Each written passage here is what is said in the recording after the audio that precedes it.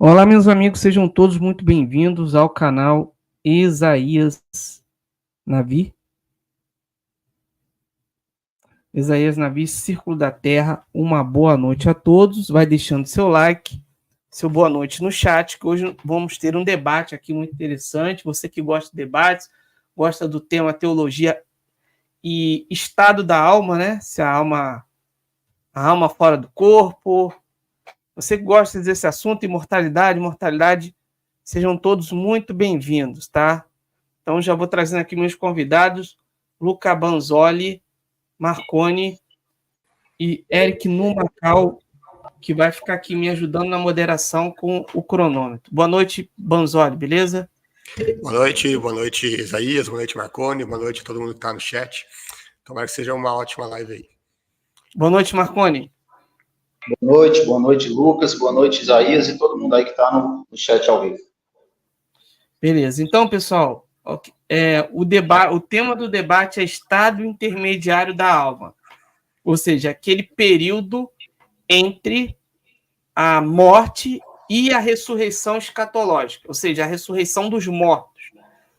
Ressurreição dos mortos é um ponto pacífico nas teologias em geral, também entre os debatedores, é o juízo final também, mas nós não vamos debater juízo final, nem ressurreição, nem nada disso. Vamos debater o que acontece imediatamente após a morte, quando alguém deixa a sua vida, né? Alguém que perde a sua vida. O que acontece? Essa vida permanece, essa alma, a consciência humana permanece, sobrevive à morte ou não? Ou ela cessa definitivamente? Então, é isso que a gente vai debater aqui. O tema não é mortalidade ou imortalidade. Tanto que, como nós estávamos começando aqui, o Marconi, tanto o Lucas, têm a mesma posição sobre a questão mortalidade da alma, que diz respeito ao juízo universal, juízo final. A gente vai falar aqui do juízo particular. Seria aquilo que nós podemos entender dessa forma. Morremos, o que acontece? Nossa alma permanece consciente? Ou ela apaga definitivamente porque não existe uma essência espiritual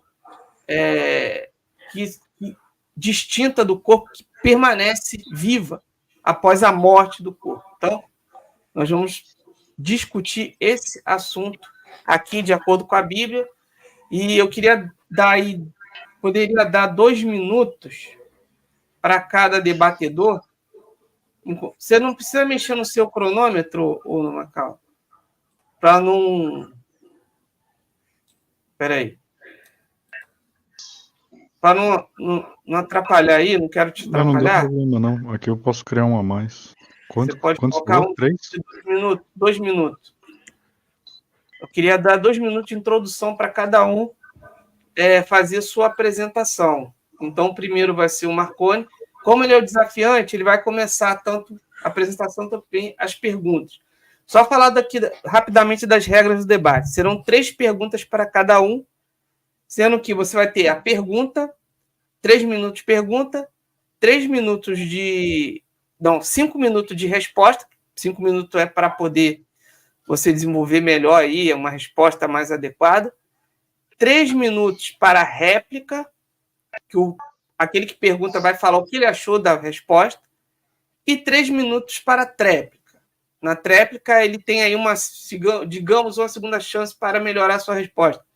E depois passa para a segunda pergunta e assim sucessivamente. Ok? No final, pretendo dar aí também 5 minutos para as considerações finais. Ok? Então, vamos dar 2 minutos agora para cada um fazer a sua apresentação. Primeiramente, o Marconi aí. Peraí, deixa eu botar uma posição aqui. Que ele... Pode começar, Marconi, fazer sua apresentação. Então, boa noite a todos. Eu tenho especialidade em crítica textual, grego, koiné e patrística, e eu pretendo aqui defender o que a igreja defende por mais de 2000 anos, né? O estado intermediário da alma.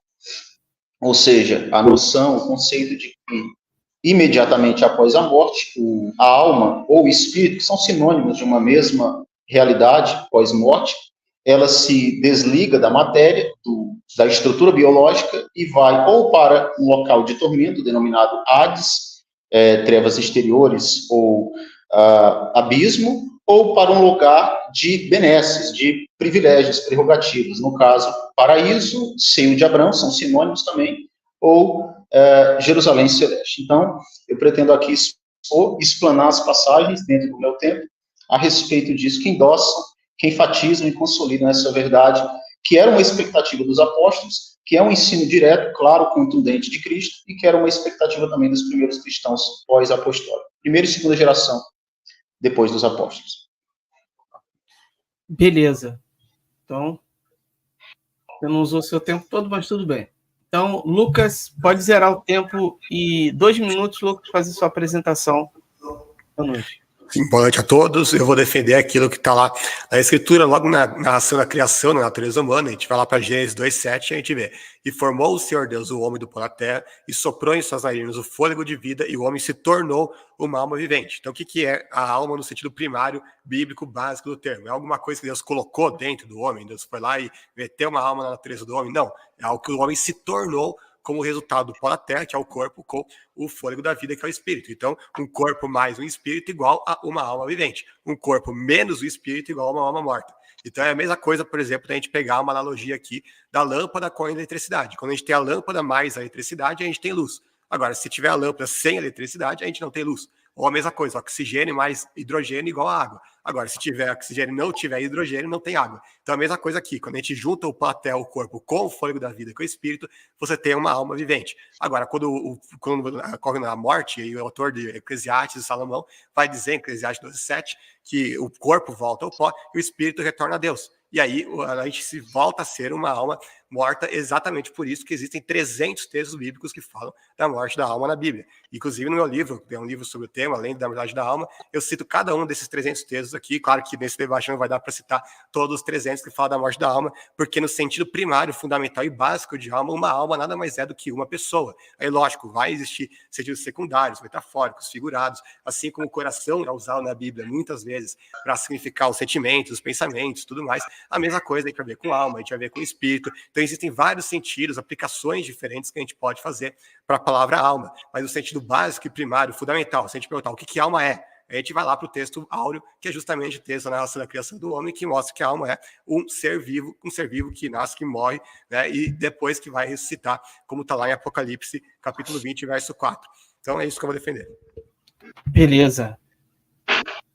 Então, vou fazer o seguinte agora, já pode posicionar o cronômetro para 3 minutos. Então, Marconi, você vai ter 3 minutos para fazer a sua pergunta. Eu vou posicionar vocês um do lado do outro para ficar aqui embaixo. Fica eu e o Eric aqui com o cronômetro. Então, 3 minutos, Marconi, para a sua pergunta. Bom, a partir da ideia que o Banzoli defende, que não existe um estado intermediário, porque Nefesh e Ruach, que são 2 sinônimos aí para alma e espírito, Nefesh para alma e Ruach para espírito, entendendo que esses termos em hebraico, que aparecem no Novo Testamento, né, já traduzidos para o grego, o Novo Testamento foi escrito em grego, entendendo que esses termos são termos que têm um campo semântico muito flexível, que tem uma estrutura semântica flexível e que é o contexto quem determina a sua aplicação, entendendo dessa forma, como Lucas entenderia a perícope de Mateus 17, que trata da transfiguração de Cristo. Nessa passagem, eu não vou ler aqui, eu vou ler só o versículo 3, ele já deve conhecer o texto. Aliás, todos aqueles cristãos que têm familiaridade com as Escrituras conhecem muito bem o texto. E na passagem, ali aparece Moisés e Elias conversando com Cristo no Monte Santo. Com base nesse texto, eu vou ler o verso 3. O texto em grego diz: Kaidu hofteltuis, Moisés kai Elias, sulalum tes meteltu. E eis que apareceu a eles Moisés e Elias conversando com ele, com Jesus. Então, a pergunta é: Moisés estava em que condição aqui? Em espírito ou em carne? Ele estava ressurreto Porque a partir de Deuteronômio 34, a gente sabe que Moisés morreu no monte de Moabe, conforme o dito do Senhor. Deuteronômio, capítulo 34. Então, com base nessa informação que Moisés morreu, quem estava aqui no monte da transfiguração conversando com Jesus? Essa é a minha pergunta. Moisés em espírito ou ele estava ressurreto? Ou foi simplesmente um arrebatamento de sentido, um transe, uma espécie de uma visão espiritual? Porque a gente sabe que só tem essas duas formas de tentar se explicar o texto, mas todas as duas formas não satisfazem a estrutura sintática, morfológica e gramatical do texto, e pretendo eu aqui na minha resposta explanar e dissertar sobre isso. Quem estava aqui, Lucas, na transfiguração? Moisés estava em carne ou estava ressurreto? Ou foi meramente uma visão simbólica, um transe, um êxtase? Essa é a pergunta. Beleza. Agora o Lucas tem 5 minutos para a resposta dele. Certo. Então vamos lá. Sobre Moisés, como que será que Moisés estava lá? Gostei da pergunta que o Marconi fez, porque isso é respondido no próprio texto. O mais legal é isso, é quando a gente vê uma pergunta que o próprio texto bíblico vai dizer expressamente a resposta para ela. Então, por exemplo, se a gente vai lá para Mateus 17:4, o que vai dizer? Então Pedro disse a Jesus: Senhor, é bom estarmos aqui. Se quiseres, farei 3 tendas, uma para ti, uma para Moisés e outra para Elias. Então aqui note que ele não pede para fazer 2 tendas, uma para Elias e outra para Jesus. Não, ele fala 3 tendas, incluindo uma tenda para Moisés. Aí eu pergunto, qual a necessidade de você fazer uma tenda para um espírito, uma alma fantasmagórica, né? Um fantasminha camarada que atravessa a parede e tudo mais? Não faz nenhum sentido. Obviamente, Pedro entendia que o Moisés estava ali tão fisicamente quanto Jesus e Elias, até porque seria um tanto quanto pitoresco se naquela ocasião, no Monte da Transfiguração, tivesse um ser físico ali presente, Jesus, outro ser físico presente, que é Elias, porque Elias não passou pela morte, ele foi transladado vivo para o céu, e outro ser que estava ali com uma alma fantasmagórica. Além do mais, isso levaria uma grande problemática, na verdade, porque se Moisés estava ali como um espírito, então isso daí seria basicamente uma sessão espírita, né, de necromancia, né, tá invocando o espírito de um morto para estar ali presente, conversando, comunicação com os mortos, que é exatamente o que a Bíblia proíbe em inúmeros textos lá de Deuteronômio, o Marconi conhece bem. E justamente por isso você tem muitos imortalistas que concordam que isso não pode ser uma aparição literal de Elias, de Moisés, ali em forma de espírito, de fantasminha. Inclusive, a Bíblia apologética, que é uma Bíblia muito usada para combater, inclusive, os aniquilacionistas, ela vai dizer o seguinte, que o diálogo ocorreu entre Jesus, Elias e Moisés em corpos glorificados. É o que ele defende aqui. Inclusive, o editor-geral dessa Bíblia é o próprio Jaime Arce Oliveira, que depois usa esse texto para combater os imortalistas, né? Vai entender. Mas o fato é, para combater o espiritismo, os imortalistas usam esse texto e interpretam como sendo eles ali corporalmente, ou então uma visão simbólica. Agora, aí depois, quando é para debater contra a gente, aí eles mudam a interpretação, né? Agora, a questão é, não faria sentido nenhum construir uma tenda para um espírito fantasmagórico. Isso aqui é uma coisa que acho que é um consenso entre todos, porque nenhum espírito sem corpo iria precisar de uma tenda para passar a morte. Então, Pedro supunha na cabeça dele que Jesus fosse passar ali com eles muitos dias, assim como Moisés mesmo, passou 40 dias no Sinai. Então eles precisavam acampar, né, evidentemente. Então a tenda serviria justamente a proteger do frio, de animais, da chuva, de qualquer coisa que pudesse prejudicar o sono, que é uma coisa assim que não faz nenhum sentido de ser aplicado se uma alma fantasmagórica estivesse ali. Lembra mais uma vez que ele falou para construir 3 tendas e não apenas 2. Então isso exige que Moisés tenha ressuscitado. Porque o único jeito de você trazer à vida física alguém que já morreu, e Deuteronômio fala que Moisés morreu, é justamente a ressurreição dos mortos. Existe algum outro amparo bíblico para falar que Moisés ressuscitou? Com certeza. A gente vai lá, por exemplo, para Judas 9, a gente vai ver o seguinte: contudo, nem o arcanjo Miguel, quando estava disputando com o diabo acerca do corpo de Moisés, ousou a fazer acusação injuriosa contra ele, mas disse: o Senhor o repreenda. Judas 9. Agora, por que o diabo iria brigar com o arcanjo Miguel, por um simples cadáver? Né? Qual lógica que tem em brigar por um simples cadáver que não representaria nenhuma grande coisa? É óbvio que ele estava querendo impedir algo muito maior, que é a própria ressurreição de Moisés. E o que vai corroborar com essa interpretação, com esse entendimento, é justamente o fato de que esse trecho é extraído de um livro judaico apócrifo chamado A Assunção de Moisés, que, como o próprio nome sugere, defende que Moisés ressuscitou, que ele foi assunto aos céus, e era justamente por isso que o diabo estava querendo evitar, estava lutando com Moisés, porque ele queria que mantivesse Moisés, né, no reino de morte, ele não queria que Moisés ressuscitasse.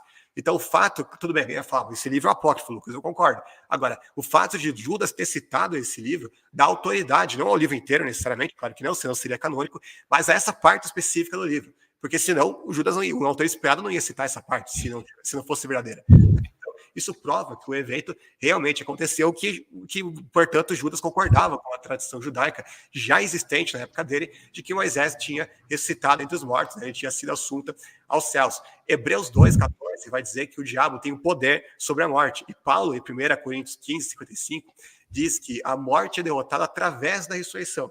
Ou seja, cada ressurreição é um desafio ao seu império sobre a morte, e por isso o diabo estava lutando para pegar o corpo de Moisés.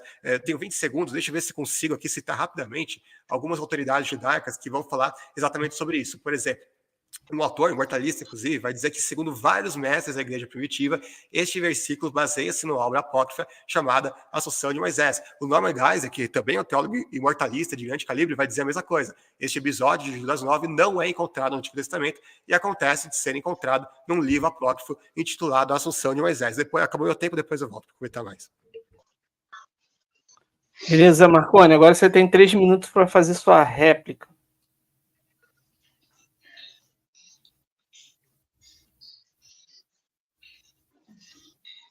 Bom, a resposta do Lucas não satisfez a minha pergunta de modo objetivo. Por quê?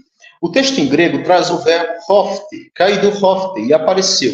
Essa expressão, este verbo, ele ocorre 18 vezes no Novo Testamento e sempre, pasmem, sempre se refere a uma visão contemplativa literal de algo ou de alguém. Portanto, quando o texto diz hofte, apareceu a eles Moisés e Elias, foi algo literal, porque em todas as 18 ocorrências onde o verbo aparece, ela sempre se refere a uma visão literal. Outra, a ideia de que Moisés teria ressuscitado é simplesmente uma resposta que parte de uma pressuposição deducionista. Por quê? Porque Judas não fala de ressurreição. E outra, ainda que, dando o benefício da dúvida, houvesse uma ressurreição de Moisés anterior a Cristo, aí nós teríamos que negar que Cristo é a primícia dos que dormem. E mesmo que ele recorra à ideia de que primícia não é primeiro necessariamente de uma ordem, não tem como fazer o mesmo quando nós vamos para Atos capítulo 26, que aparece o termo ali, proteon, que significa Cristo é o primeiro dos que ressuscitam para a glória. Se Cristo é o primeiro dos que ressuscitam para a glória, Moisés não pode ter ressuscitado antes de Cristo. E se Moisés ressuscitou antes de Cristo, ele terá que morrer de novo. E se ele morrer de novo com uma das duas testemunhas, Enoque ficará uma carta fora do baralho.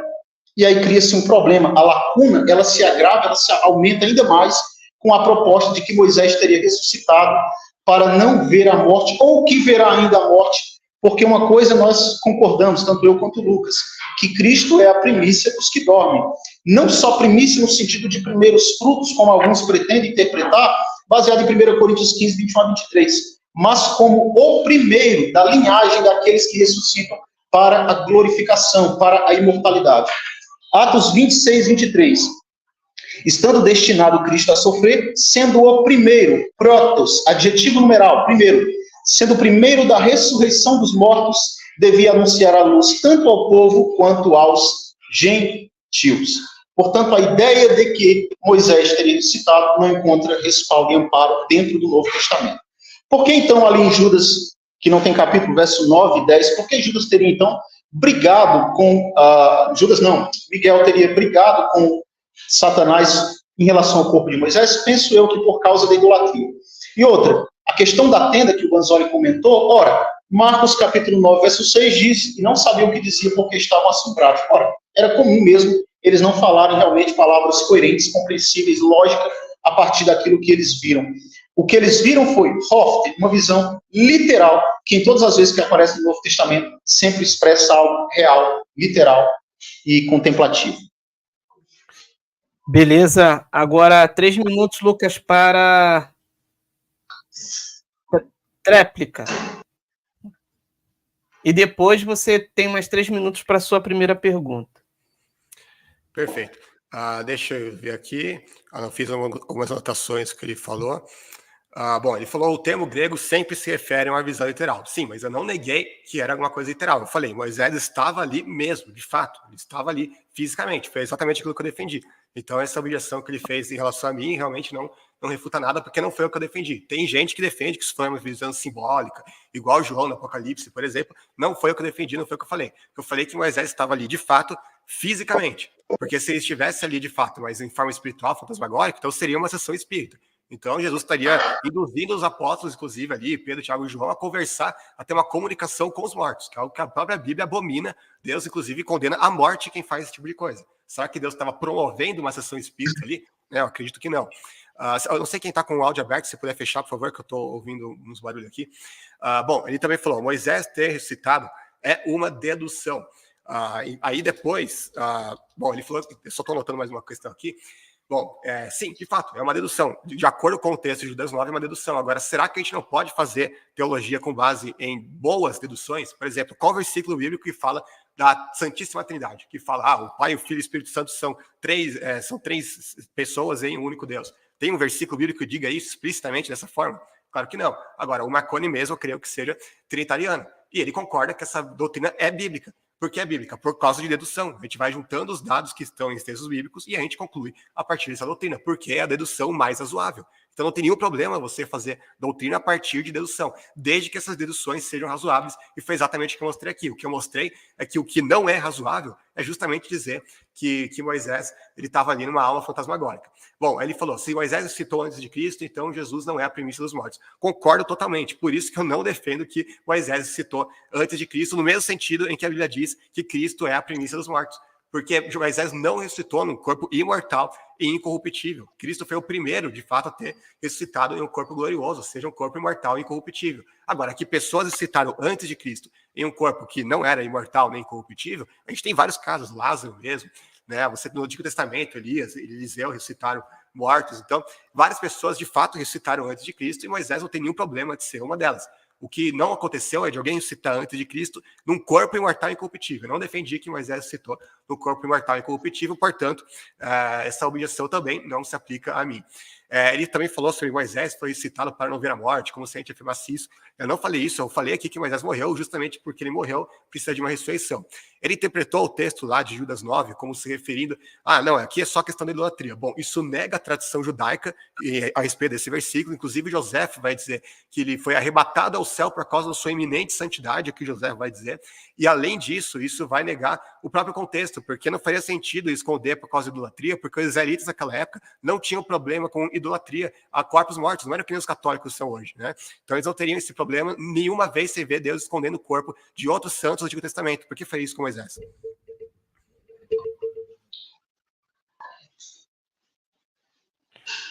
Beleza. Agora você tem mais 3 minutos para fazer sua primeira pergunta, Lucas. Tá, certo. Só para complementar aqui, só para terminar rapidamente a minha resposta. Então, se nenhum personagem do Antigo Testamento, Deus precisou ocultar o corpo, ou o diabo foi lutar com o corpo, porque os judeus tinham propensão à idolatria, mas a idolatria a deuses, a ídolos, a falsas divindades. A isso sim, eles se prostravam de estátuas e tudo mais. Mas nenhum texto bíblico vai falar que eles tinham a propensão. Pode dar o play aí, o Macau. Ele não deu, não, vai. Mas nenhum texto bíblico vai falar que eles tinham a propensão a cultuar relíquias de mortos, que nem os católicos fazem hoje, né? De cultuar, adorar corpos mortos, preservar o corpo morto para expor e para as pessoas irem lá e venerarem. Não existe isso no Antigo Testamento. Os judeus não tinham esse tipo de idolatria, esse tipo de veneração. Tanto é que, como eu falei, não tem nenhum personagem na Bíblia que você vai ver os judeus preservando o corpo para praticar idolatria, ou o que quer que seja, ou que o diabo teve que lutar, né, pelo corpo. Nenhum texto. Então, como é que vai negar que aqui está falando que, obviamente, a dedução mais lógica é justamente aquela que eu falei. Não tem como negar isso daqui. Aí ele falou, Pedro não sabia do que ele falava. Sim, Pedro estava atordoado, ele estava em pânico. Nesse sentido que ele não sabia do que ele falava. Agora, você acha mesmo que alguém não conseguiria reconhecer que uma pessoa não estava ali fisicamente? Né, que tem duas pessoas físicas ali, um fantasminha ali atravessando parede, tudo para lá e para cá, e Pedro não ia perceber isso. Cara, desculpa, mas não faz o menor sentido. Agora, para ir para a minha pergunta, é o seguinte: tem uma questão que para mim é muito importante, que no outro debate do Marconi contra o Hércules, ele falou que alma e espírito são sinônimos. Ele falou isso no debate, né? Agora, é o seguinte, Eclesiastes 12:7 vai dizer, o pó volte à terra de onde veio, o espírito volte a Deus que o deu. Ou seja, o espírito ele vai para onde depois da morte? Vai para Deus lá no céu, certo? Jesus também, quando estava lá morrendo, ele falou, Pai, nas tuas mãos entrega o meu espírito. Lucas 23:46. Aí Estevão a mesma coisa, Senhor Jesus, saiu o espírito. Então a gente sabe que o espírito vai para a presença de Deus. Entretanto, a gente vai lá na parábola do rico e Lázaro, que eles também gostam de usar, e aí a gente vê que o rico, Abraão, o próprio Lázaro, eles não estavam na presença de Deus do céu, eles estavam no Sheol, no chamado que eles chamam lá de seio de Abraão. Olha que interessante. Onde fica esse Sheol? Eu vou argumentar isso mais adiante, mas tem vários e vários textos que vão falar que o Sheol está embaixo, por exemplo. E você, Cafarnaum, será elevado até o céu? Não, você descerá até o Hades. E a minha pergunta é, como é que pode alma e espírito ser a mesma coisa se o espírito sobe na morte e a alma desce ao Sheol? Esse é o primeiro ponto. Relacionado a isso, tem tudo a ver com a mesma questão, os imortalistas, eles vão defender, pelo menos muitos deles vão defender isso, a grande maioria, que justamente porque eles acreditam na parábola do rico e Lázaro, mas acreditam que quando Paulo fala de partir estar com Cristo e outros textos do tipo, a gente vai direto para a presença de Deus hoje, eles acreditam que entre a morte e a ressurreição, Jesus foi lá para o Sheol, para o seio de Abraão, e teletransportou as almas dos salvos lá para o céu, né? Para onde estaria o espírito, vamos dizer assim. Só que é uma outra problemática, porque não tem nenhum versículo bíblico da Bíblia inteira que diga isso. Inclusive, no meu último debate, eu perguntei isso várias vezes para o rapaz que eu estava debatendo, e ele não soube citar esse versículo. Ele admitiu que não tem nenhum versículo bíblico que fala isso. Mesmo assim, ele acredita nisso, e mesmo assim, os imortalistas acreditam nisso. Então, eu vou repetir as perguntas. Qual a diferença entre alma e espírito na sua visão? Como você concilia a questão do espírito ir para um lugar, a alma ir para outro? E qual texto que fala que a alma saiu de um lugar para outro entre a morte e a ressurreição de Jesus? Você entendeu, Marconi? Entendi. Ok, então. 5 minutos para a resposta aí. Bom, são termos intercambiais, igualmente nefastos e ruas, são termos intercambiais também. Por exemplo, no Novo Testamento a gente vai encontrar em várias passagens a alma resistindo à morte do corpo físico, quanto também o espírito resistindo à morte do corpo físico e estando num local de privilégios, denominado Paradiso, seio de Abraão, ou Jerusalém Celeste. Então, o Lucas Manzoli, a gente disse, ele quer saber a minha posição em relação a alma e espírito. Pneuma e psique são sinônimos intercambiais, por isso que eu creio que são realidades, substâncias que são intercambiais, representam uma mesma realidade espiritual. E que pós a morte, tanto alma quanto espírito, elas, do justo, do crente, do fiel, estarão na presença do Senhor, conforme a promessa de Jesus para o ex-ladrão da cruz, naquele mesmo dia, estando com ele no paraíso. E conforme Jesus deixou muito claro também em Mateus 10:28, não temais os que matam o corpo, mas não podem matar a psique, a alma. Então, são termos intercambiais. No Novo Testamento a gente vai encontrar expressões claras em relação ao espírito, como, por exemplo, em 2 Coríntios, capítulo 7, versículo 1, o apóstolo Paulo, exortando a comunidade de Corinto, amados, pois que temos tais promessas, purifiquemo-nos de toda imundícia da carne e do pneuma, do espírito. Se a gente utilizar qualquer sinônimo aqui, a partir da raiz hebraica, ruach, ou pneuma, que eu concordo, na maioria dos casos se refere à respiração, fôlego, inspiração, coração, etc. Mas se a gente usar qualquer sinônimo para esse texto aqui, ficaria totalmente desconexo, sem sentido trivial ao contexto. Paulo também diz em Romanos 8,16, ele vai dizer ali, o mesmo Espírito testifica com o nosso Espírito, que somos filhos de Deus. Se somos filhos, somos logo herdeiros de Deus e co-herdeiros de Cristo. Então, qualquer sinônimo também ali que ele queira utilizar, tanto de pneuma, que, lembrando, é uma palavra que tem um campo semântico flexível. Então, o que determina a aplicação desses termos é o contexto da passagem. E ele pergunta se tem algum texto que endosse a ideia de que, logo após a morte, a alma, ou o espírito, no caso, ela sobrevive e vá para a presença de Deus. Ora, nós temos, por exemplo, nós temos o texto de Filipenses 1, versículo 23, 2 Coríntios 5, versos de 1 a 8, que endossam isso muito claramente. Mas como faz parte de uma pergunta minha, então eu vou deixar mais para adiante. O texto de Atos, capítulo 20, versículo 10 também, fala que a psique daquele jovem ali, que estava literalmente morto, permanecia no corpo dele. Obviamente, ali, o que possibilitou aquele jovem permanecer vivo foi a alma não ter saído, se deslocado, ser removida do corpo dele. Foi o que permitiu aquele jovem, por nome Eutico, permanecer vivo. Ali não aconteceu uma ressurreição, como muitos dizem ali. Então, o texto também de Hebreus capítulo 12, versos 22 e 23, diz respeito a espíritos de justos aperfeiçoados que estão na presença de miríades de anjos, que estão junto com os primogênitos e junto em uma reunião festiva daqueles que têm um nome arrolado nos céus. É descrito ali: mas chegastes a Nova Jerusalém, chegaste a Monte Sião, a Jerusalém celeste. A miríades de anjos, a reunião festiva, a igreja dos primogênitos que está escrito nos céus, e aos espíritos dos justos aperfeiçoados. Ali não é anjos, porque anjos já são mencionados assim. Espíritos ali são substâncias, são pessoas, são justos que já viveram nessa terra e que estão nessa Jerusalém celeste, denominada assim ali em Hebreus 12, 22 e 23. Então são justos que já passaram por essa terra e que estão na presença do Senhor. Então, textos não faltam em relação a pessoas estarem na presença do Senhor logo após a morte. Filipenses 1, 23, Paulo diz: mas dos dois lados estão em aperto, o desejo de partir, de morrer, e estar na presença, estar junto com Cristo. Ali uma preposição direcional de companhia, de unidade.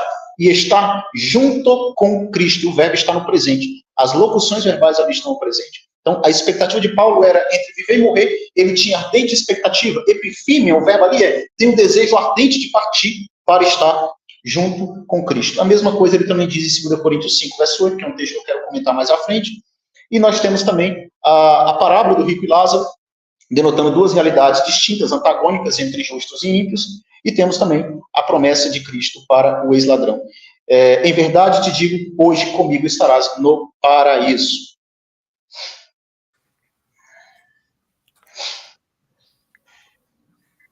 Beleza, agora tem 3 minutos de réplica do Lucas.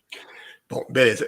Ele citou um monte de versículos aí, mas nenhum que responde aquilo que eu perguntei. Eu tinha feito duas perguntas bastante objetivas. Como é que pode espírito e alma ser a mesma coisa, se a Bíblia mostra claramente espírito subindo para Deus a morte e a alma descendo ao chão? Ele respondeu alguma coisa sobre isso? Não. Eu perguntei também, qual o texto bíblico que fale que a alma estava no Sheol, lá no ar do Senhor de Abraão? Ele, inclusive, citou a parábola do rico e Lázaro aí, e na parábola do rico e Lázaro, a alma supostamente estaria ali no Senhor de Abraão, e depois eles vão falar que eles foram teletransportadas para o paraíso, porque eles usam também o versículo que ele usou também aí, do Lanão da Cruz. Então, como é que pode a alma estar, a alma de Abraão, do Lázaro, estar ali no Senhor de Abraão, do Sheol, embaixo da terra, e depois a alma do Lanão da Cruz está lá no paraíso, no céu com Deus? Então teria que haver uma transferência. Eu perguntei qual texto que diz essa transferência. Mais um debatedor aqui que não sabe mostrar um texto que mostre essa transferência. Então, eu fiz duas perguntas para ele, ele não respondeu nenhuma das duas. O que ele fez? Ele foi citar vários versículos que, na opinião dele, vão falar de uma alma que sobrevive à morte e tal. A gente vai abordar um a um desses textos com calma. Inclusive, eu não vou responder aqui o primeiro texto de Filipenses, que ele falou que vai perguntar para mim, eu preparei um slide só sobre isso. A gente vai abordar com calma cada um desses textos. Agora, as perguntas que eu fiz, ele não respondeu, ele fugiu da resposta. Agora, se alma e espírito são a mesma coisa, isso é um grande problema para os imortalistas, porque os que acreditam na tricotomia têm sérias dificuldades. Agora, os que acreditam na dicotomia é pior, porque, por exemplo, Hebreus 4,12 vai falar que a espada que é eficaz, a palavra de Deus, a ponto de dividir alma e espírito. Como é que você vai dividir duas coisas que são o mesmo? Ele falou que são sinônimos intercambiáveis. Como é que você vai dividir uma coisa nela mesma? Vai dividir uma coisa com ele? Não faz sentido. É óbvio que alma e espírito é uma coisa diferente. Aqui, 1 Tessalonicenses 5:23, os tricotomistas adoram citar esse texto. Que todo o espírito, alma e corpo de vocês seja preservado irrepreensível na vinda de nosso Senhor Jesus Cristo. Agora, que sentido faria falar espírito, alma e corpo se espírito e alma são a mesma coisa? Imagina alguém falar assim, eu vou escrever uma carta para Pedro, Paulo e Saulo. Se Paulo e Saulo são a mesma pessoa. Não faz sentido. Ele falaria só Pedro e Paulo, ou só Pedro e Saulo e ponto, acabou. Agora, se ele fala espírito, alma e corpo, é porque espírito e alma e corpo são três coisas diferentes. Mas então eu gostaria de saber como é que ele interpreta na visão dele que alma e espírito são a mesma coisa, é intercambiável, é sinônimo e tal, sendo que a Bíblia claramente vai distinguir uma coisa da outra.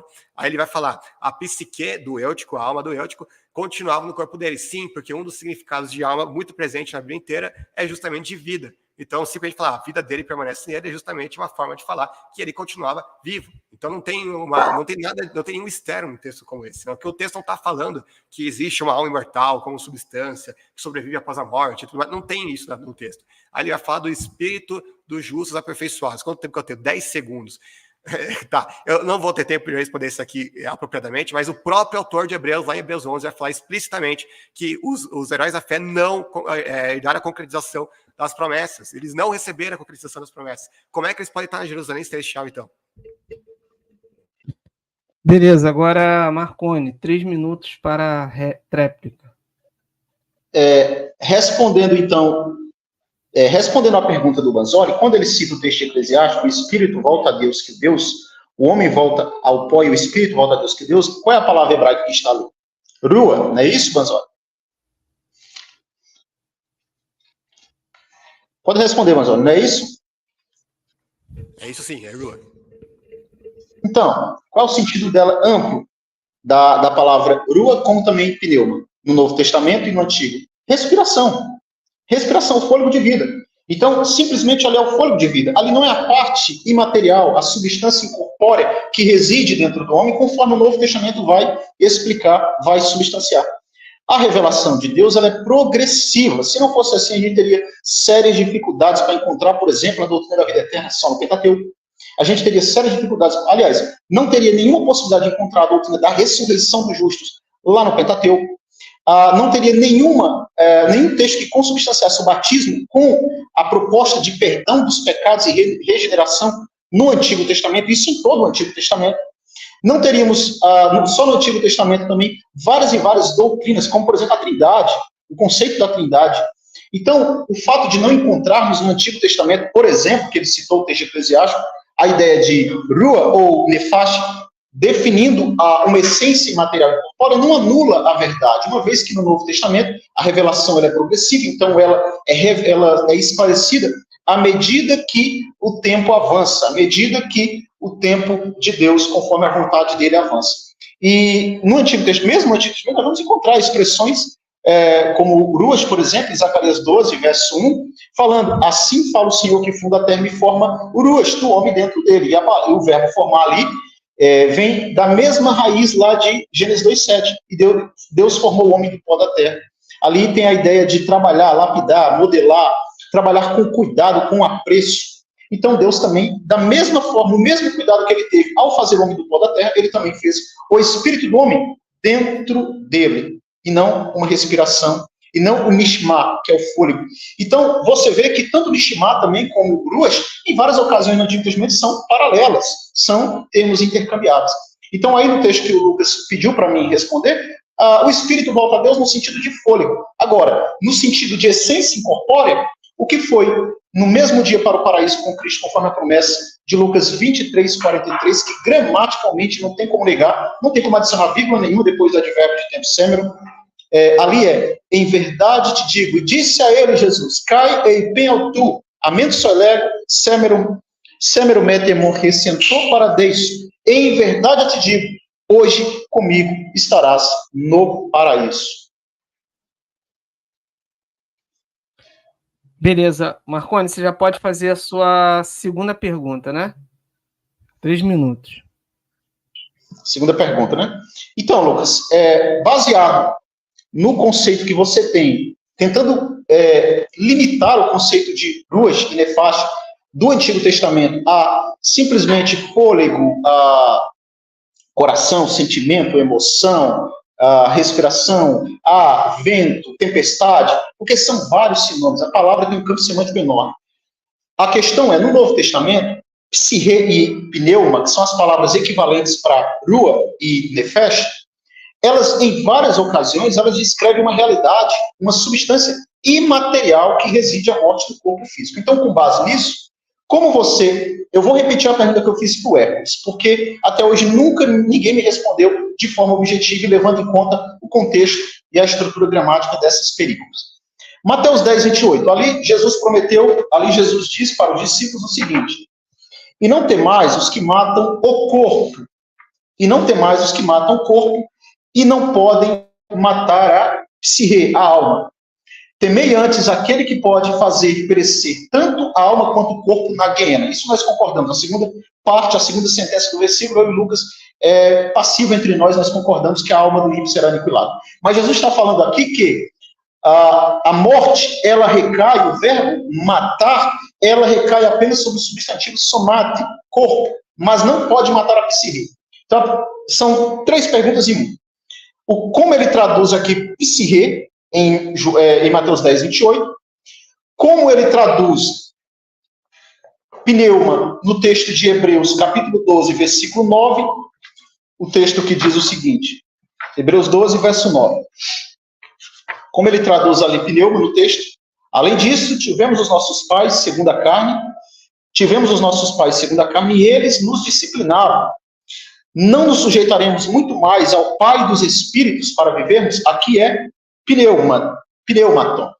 Como ele traduz aqui pneuma? Esses espíritos que têm Deus como próprio Pai. E como ele traduz psique no texto de Atos 20, versículo 10. O texto que diz ali que o jovem Eutico caiu da janela do terceiro andar e foi levantado morto. Necron, substantivo. Morto. E ele foi levantado morto. Mas o texto, na sequência, diz: então Paulo, descendo, se inclinou-se sobre ele e disse: não vos perturbeis, porque a psique dele nele está. Então, em Atos 20, versículo 10, como ele traduz ali psique ali naquele texto? Então, como ele traduz psique em Mateus 10, 28, como ele traduz pneumaton em Hebreus 12, versículo 9, e como ele traduz psique em Atos 20, versículo 10. Beleza, o Lucas tem 5 minutos agora para sua resposta. Certo, são vários pontos para comentar, vamos começar. Inclusive, eu já tinha dado a resposta sobre Eutico, né? Já tinha respondido exatamente sobre isso, que ali a alma é simplesmente vida, um dos significados mais comuns, mais usuais para a alma. Inclusive, qualquer dicionário imortalista, qualquer léxico, qualquer concordância, vai concordar exatamente com isso, que um dos significados mais comuns, mais frequentes para a alma é simplesmente a vida. Então, não tem nenhuma dificuldade em entender esse texto, é simplesmente a vida que saiu e a vida que voltou. Não tem nada de uma alma contra substância. Agora, vamos lá para o texto lá que ele cita de Hebreu, vamos começar com Mateus 10, 28, porque é um significado muito próximo, a mesma coisa que eu já falei. Não tenham medo dos que podem matar o corpo, mas não podem matar a alma. Antes temam aquele que pode destruir tanto a alma como o corpo na guerra, no inferno. Então aqui, inclusive, ele reconhece, aqui está falando de aniquilacionismo mesmo, então eu não vou nem entrar no mérito da segunda parte do versículo. Agora, como entender a primeira parte? Será que aqui ele está falando da alma enquanto uma substância? Lógico que não, por quê? Porque existem várias e várias ocasiões onde o próprio Senhor Jesus vai usar a mesma palavra alma, psique, num sentido que é completamente diferente de uma substância, como representando a nossa própria vida ou a vida eterna, a vida que a gente obtém após a ressurreição. Por exemplo, Jesus vai dizer o seguinte lá em Mateus 16, 25. Portanto, quem quiser salvar a sua alma, tá, psique lá no grego, perdê-la. E quem perder a alma, psique também, por minha causa, achará. Pois que aproveitará o homem se ganhar o mundo inteiro e perder a sua alma? Ou que dará o homem em troca da sua alma? Mais uma vez está psique aqui. Agora, o que ele quer dizer com isso tudo de salvar a sua alma, perder a sua alma? Será que vai perder a alma no mesmo sentido em que alguém perde uma carteira, assim, né? Como se fosse uma substância? Lógico que não. Aqui ele está falando simplesmente da vida eterna ou da salvação. Aqui a alma não está falando da alma enquanto uma substância, um elemento, alguma coisa do tipo. Isso aqui é simplesmente interpretar a Bíblia à luz da própria Bíblia, ver aquilo que os ditos de Jesus para interpretar as próprias palavras de Jesus. Por exemplo, outro texto, João 12, 25, vai dizer o seguinte: aquele que ama a sua vida, está lá, psique de novo, a perderá, ao passo aquele que odeia a sua vida neste mundo, a conservará para a vida eterna. Aqui, odeia a sua vida, também está psique. Será que ele está falando sobre odiar um elemento imaterial, imortal, fantasmagórico que a gente carrega dentro do nosso ser? Tipo, Deus jogou uma alma para dentro da nossa natureza e a gente tem que odiar ela, odiar aquilo que o próprio Deus colocou para nós. Tá vendo como é que é uma interpretação ridícula, entendeu? Não faz o menor sentido. É óbvio nesses textos que a gente tem que entender psique, não no sentido de um elemento, de uma substância, mas sim no sentido mais amplo. Vamos tentar entender o que Jesus estava falando com isso.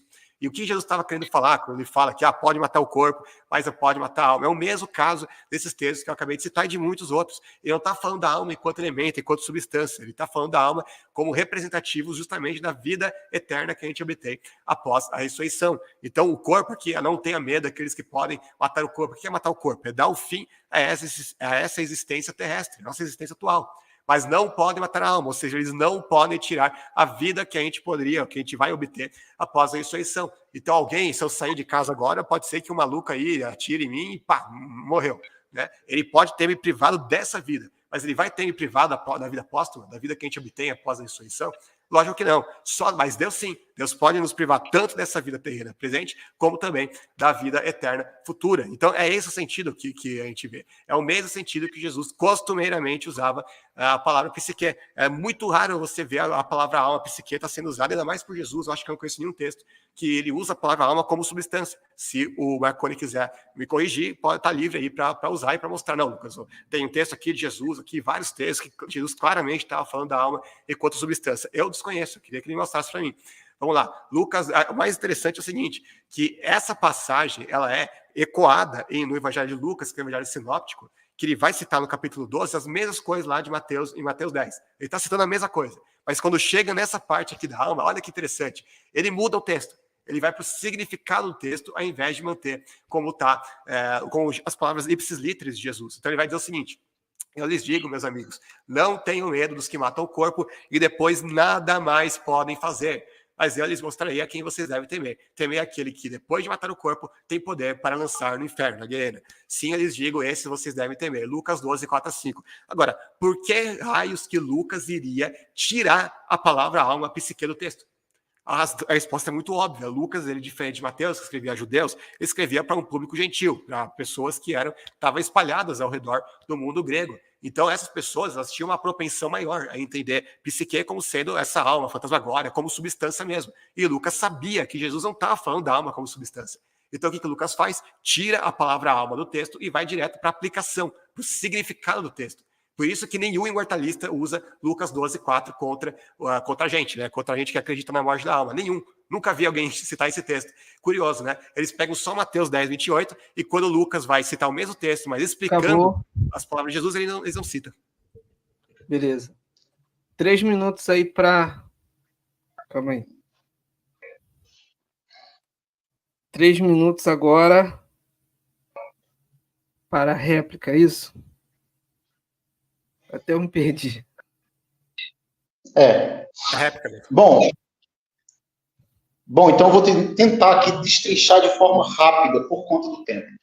Mateus 10, 28, o texto é claro.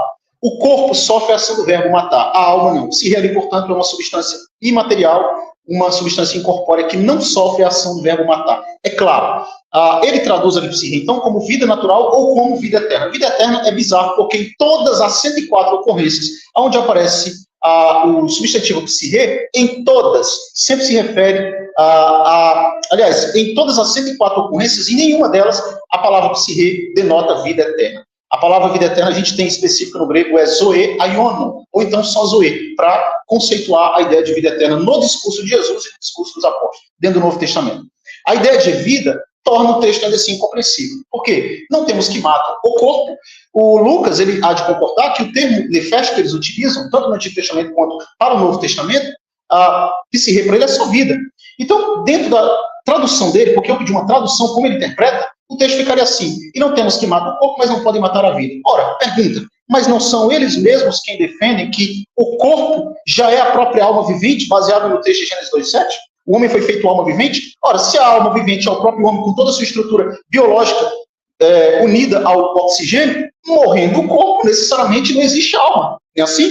Se Jesus tivesse dito, não temos que matar o corpo, mas não podem matar a psirre, tem, pela força da expressão, que embasar, endossar algo fora da matéria, algo que sobrevive à morte do corpo, uma vez que eles creem, é ponto passivo entre eles, que a alma é o próprio ser vivente. Então, o homem morrendo, obviamente, não tem alma nenhuma que sobreviva à morte do corpo. Portanto, Mateus 10, 28 é um texto da grande pedra do sapato deles, porque eles não sabem resolver. Uma vez que Jesus quisesse denotar a vida eterna, ele teria usado a expressão zoe e não psirre. Porque psirre, na maioria das vezes, sempre se refere, de fato, à vida, no seu sentido biológico, no seu sentido físico. Concordamos, mas não nessa perícope e não em outro texto que o tempo não vai permitir, então não quero perder. O texto de Hebreus 12, 9, lá diz que, assim como nós, humanos, carnais, tivemos nossos pais, segundo a carne, e eles nos disciplinavam como bem lhes parecia, assim também não nos sujeitaremos muito mais ao Pai dos Espíritos para vivermos. Ali há um contraste entre a educação que nós sofremos dos nossos pais e entre a educação que os Espíritos sofrem de Deus. Ali, pneuma não pode ser traduzido como anjos, por quê? Porque no mesmo contexto imediato, Hebreus 12, 23, fala de espíritos dos justos aperfeiçoados, não há anjos. E a questão de Atos, capítulo 20, verso 10, mais uma vez, reflete aquilo que Mateus 10, 28 nos ensina. Se a alma é o próprio ser vivente, o texto diz ali que eu estava morto. O texto é claro, necron, foi levantado morto. Mas Paulo disse, não vos perturbeis, porque a psirre dele nele está. Na visão do Lucas seria assim, não vos perturbeis, porque ele está morto, mas ele está vivo. Ele está morto e ao mesmo tempo está vivo. Não se perturbe vocês. Ficaria trivial a compreensão da passagem.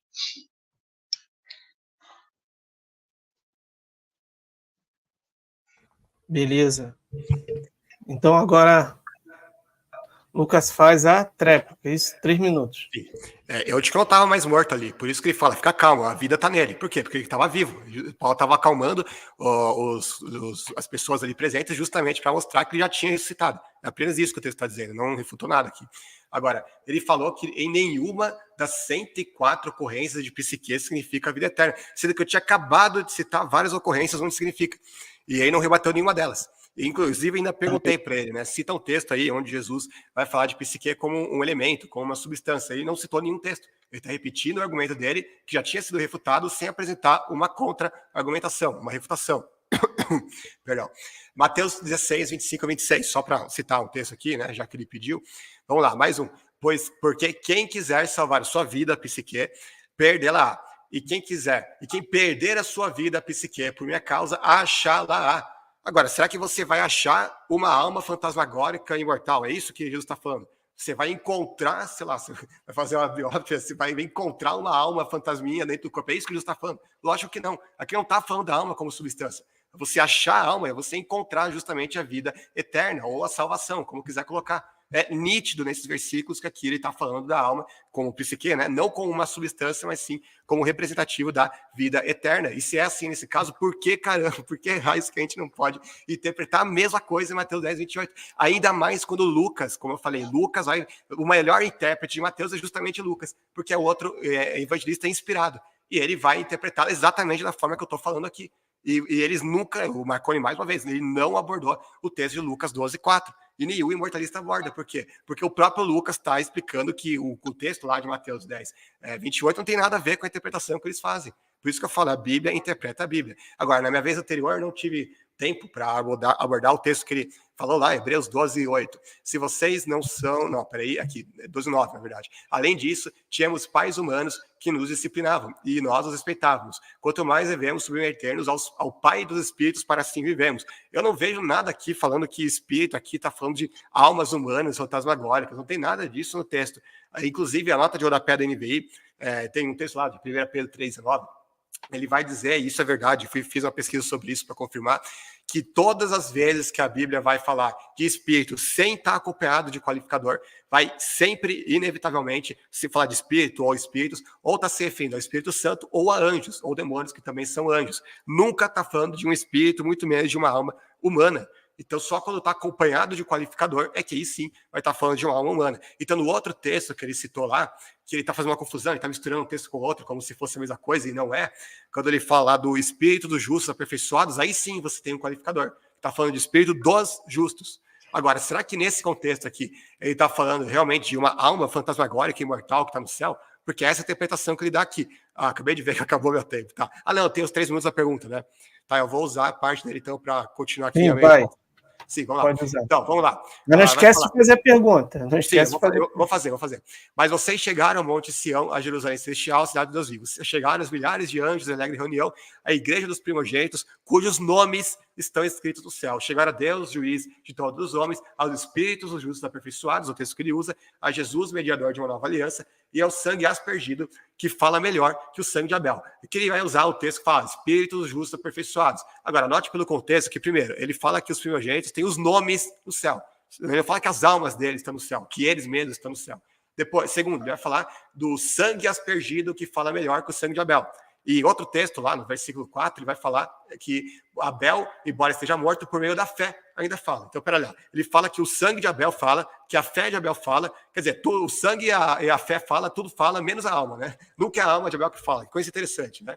Então, como é que a gente vai entender o texto ali que fala do Espírito Justo aperfeiçoados? É a mesma coisa que ele próprio admitiu em Eclesiastes 12:7. Ele acabou de admitir, na vez passada dele, que significa justamente a respiração que volta para Deus. Só que ele não quer admitir que o Novo Testamento ensina a mesma coisa do Antigo. Na cabeça dele, o Novo Testamento está contrariando o Antigo. E a melhor prova de que o Novo Testamento não está contrariando é que o próprio autor de Hebreus vai negar que os justos, que ele estava se referindo no contexto, já estivessem no céu.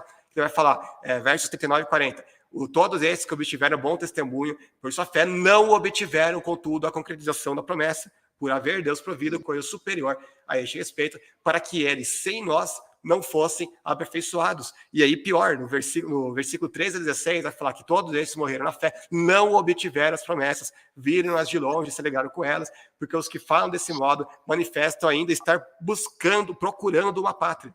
E se, na verdade, se lembrasse daquela de onde saíram, teriam a oportunidade de voltar, mas agora desejam uma pátria superior, isto é, a celestial. Por isso, Deus não se envergonha deles de ser chamado seu Deus, porque lhes preparou uma cidade. Tem como ser mais claro do que isso, que eles não estão nessa cidade ainda. Deus preparou uma cidade para eles, mas eles não estão lá, eles estão procurando uma pátria. A pátria que eles ainda não estão, porque a promessa só se concretiza quando, juntamente conosco, eles forem aperfeiçoados, quando nós fomos arrebatados na glória e os mortos ressuscitados. É simples entender o contexto bíblico, é só você deixar que a Bíblia interprete a própria Bíblia. Agora, quanto à minha pergunta, 1 Coríntios 15:32, texto que eu sempre cito em todos os meus debates, tô careca de citar esse texto, vamos lá. Se foi por meras razões humanas que lutei com feras em Éfeso, que ganhei com isso? Se os mortos não ressuscitam, comamos e bebamos, porque amanhã morreremos. A pergunta é, por que Paulo diria que se não há ressurreição, é melhor comer, beber e depois morrer? Se, claro, os imortalistas, depois que, se não houvesse ressurreição, a alma estaria viva fora do corpo, no estado intermediário, do mesmo jeito. Será que não valeria a pena, então, viver para Deus, mesmo assim? Essa é a pergunta.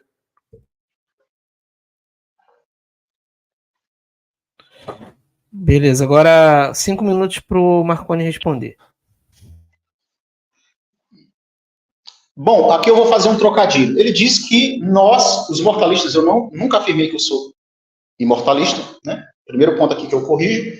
Ele falou que nós não utilizamos Lucas 12:4. Ora, a perspectiva de Lucas, de fato, ele não agrega a lepsi. Agora, baseado nessa mesma preposição do Lucas, eu também vou pegar o texto que ele cita de Mateus 16:26, que diz: pois em que será beneficiada uma pessoa se o mundo inteiro ela ganhar, mas a psirrê dela perder? Aqui ele traduz, ele interpreta, ele entende como vida. Só que aí tem um problema. A palavra aqui diz psirrê, a alma dela, zemiofeit, ser danificada. O verbo aqui ocorre 6 vezes no Novo Testamento. E se refere a sofrer dano, ser afetado. Sabe quem que diz isso, Lucas? O evangelista, o narrador Lucas, a partir do evangelho de Lucas. Olha o que Lucas, capítulo 9:25, vai dizer. Então, se você nos cobra de citar Lucas 12:4, está aqui para você, vai Lucas também, capítulo 9, verso 25, tratando da mesma passagem, é o texto paralelo a esse. Olha como ele vai colocar a tua crença em maus lençóis nesse sentido. Lucas 9:25. O texto diz assim, Lucas 9:25. Pois em que será beneficiada uma pessoa ganhando o mundo inteiro, mas a si mesmo perdendo ou colocando-se em perigo? Aí eu digo, a vida aqui, ela é alma ou vida? Porque o texto está falando não de uma alma sendo aniquilada, e sim em que benefício há de uma pessoa ganhando o mundo inteiro se ela vir a perder-se ou se colocasse em perigo. Zemiofeit, que é o mesmo verbo que aparece ali em Mateus 16, verso 26. Eu estou utilizando o texto grego. Então diz, repetindo, pois em que será beneficiada uma pessoa se o mundo inteiro ela ganhar, mas a alma dela vinha a sofrer dano? Ora, aqui não está falando vinha a morrer, vinha a perder a vida, e sim a vida vinha a sofrer dano. Eu pergunto, como que entendemos dessa forma? O que seria sofrer dano? Do que adianta eu ganhar o mundo inteiro e ter a sua vida para sofrer um dano, para ser danificado? Não faria sentido. Portanto, Lucas está falando ali de uma realidade espiritual também, de uma psique, de uma alma como uma substância incorpórea. Porque uma alma, sim, após a morte, dentro daquilo que nós pressupomos defender, ela sofre dano, ela sofre consequências, ela sofre prejuízo, ela sofre danificação, ela sofre algum tipo de castigo após a morte, no caso do ímpio.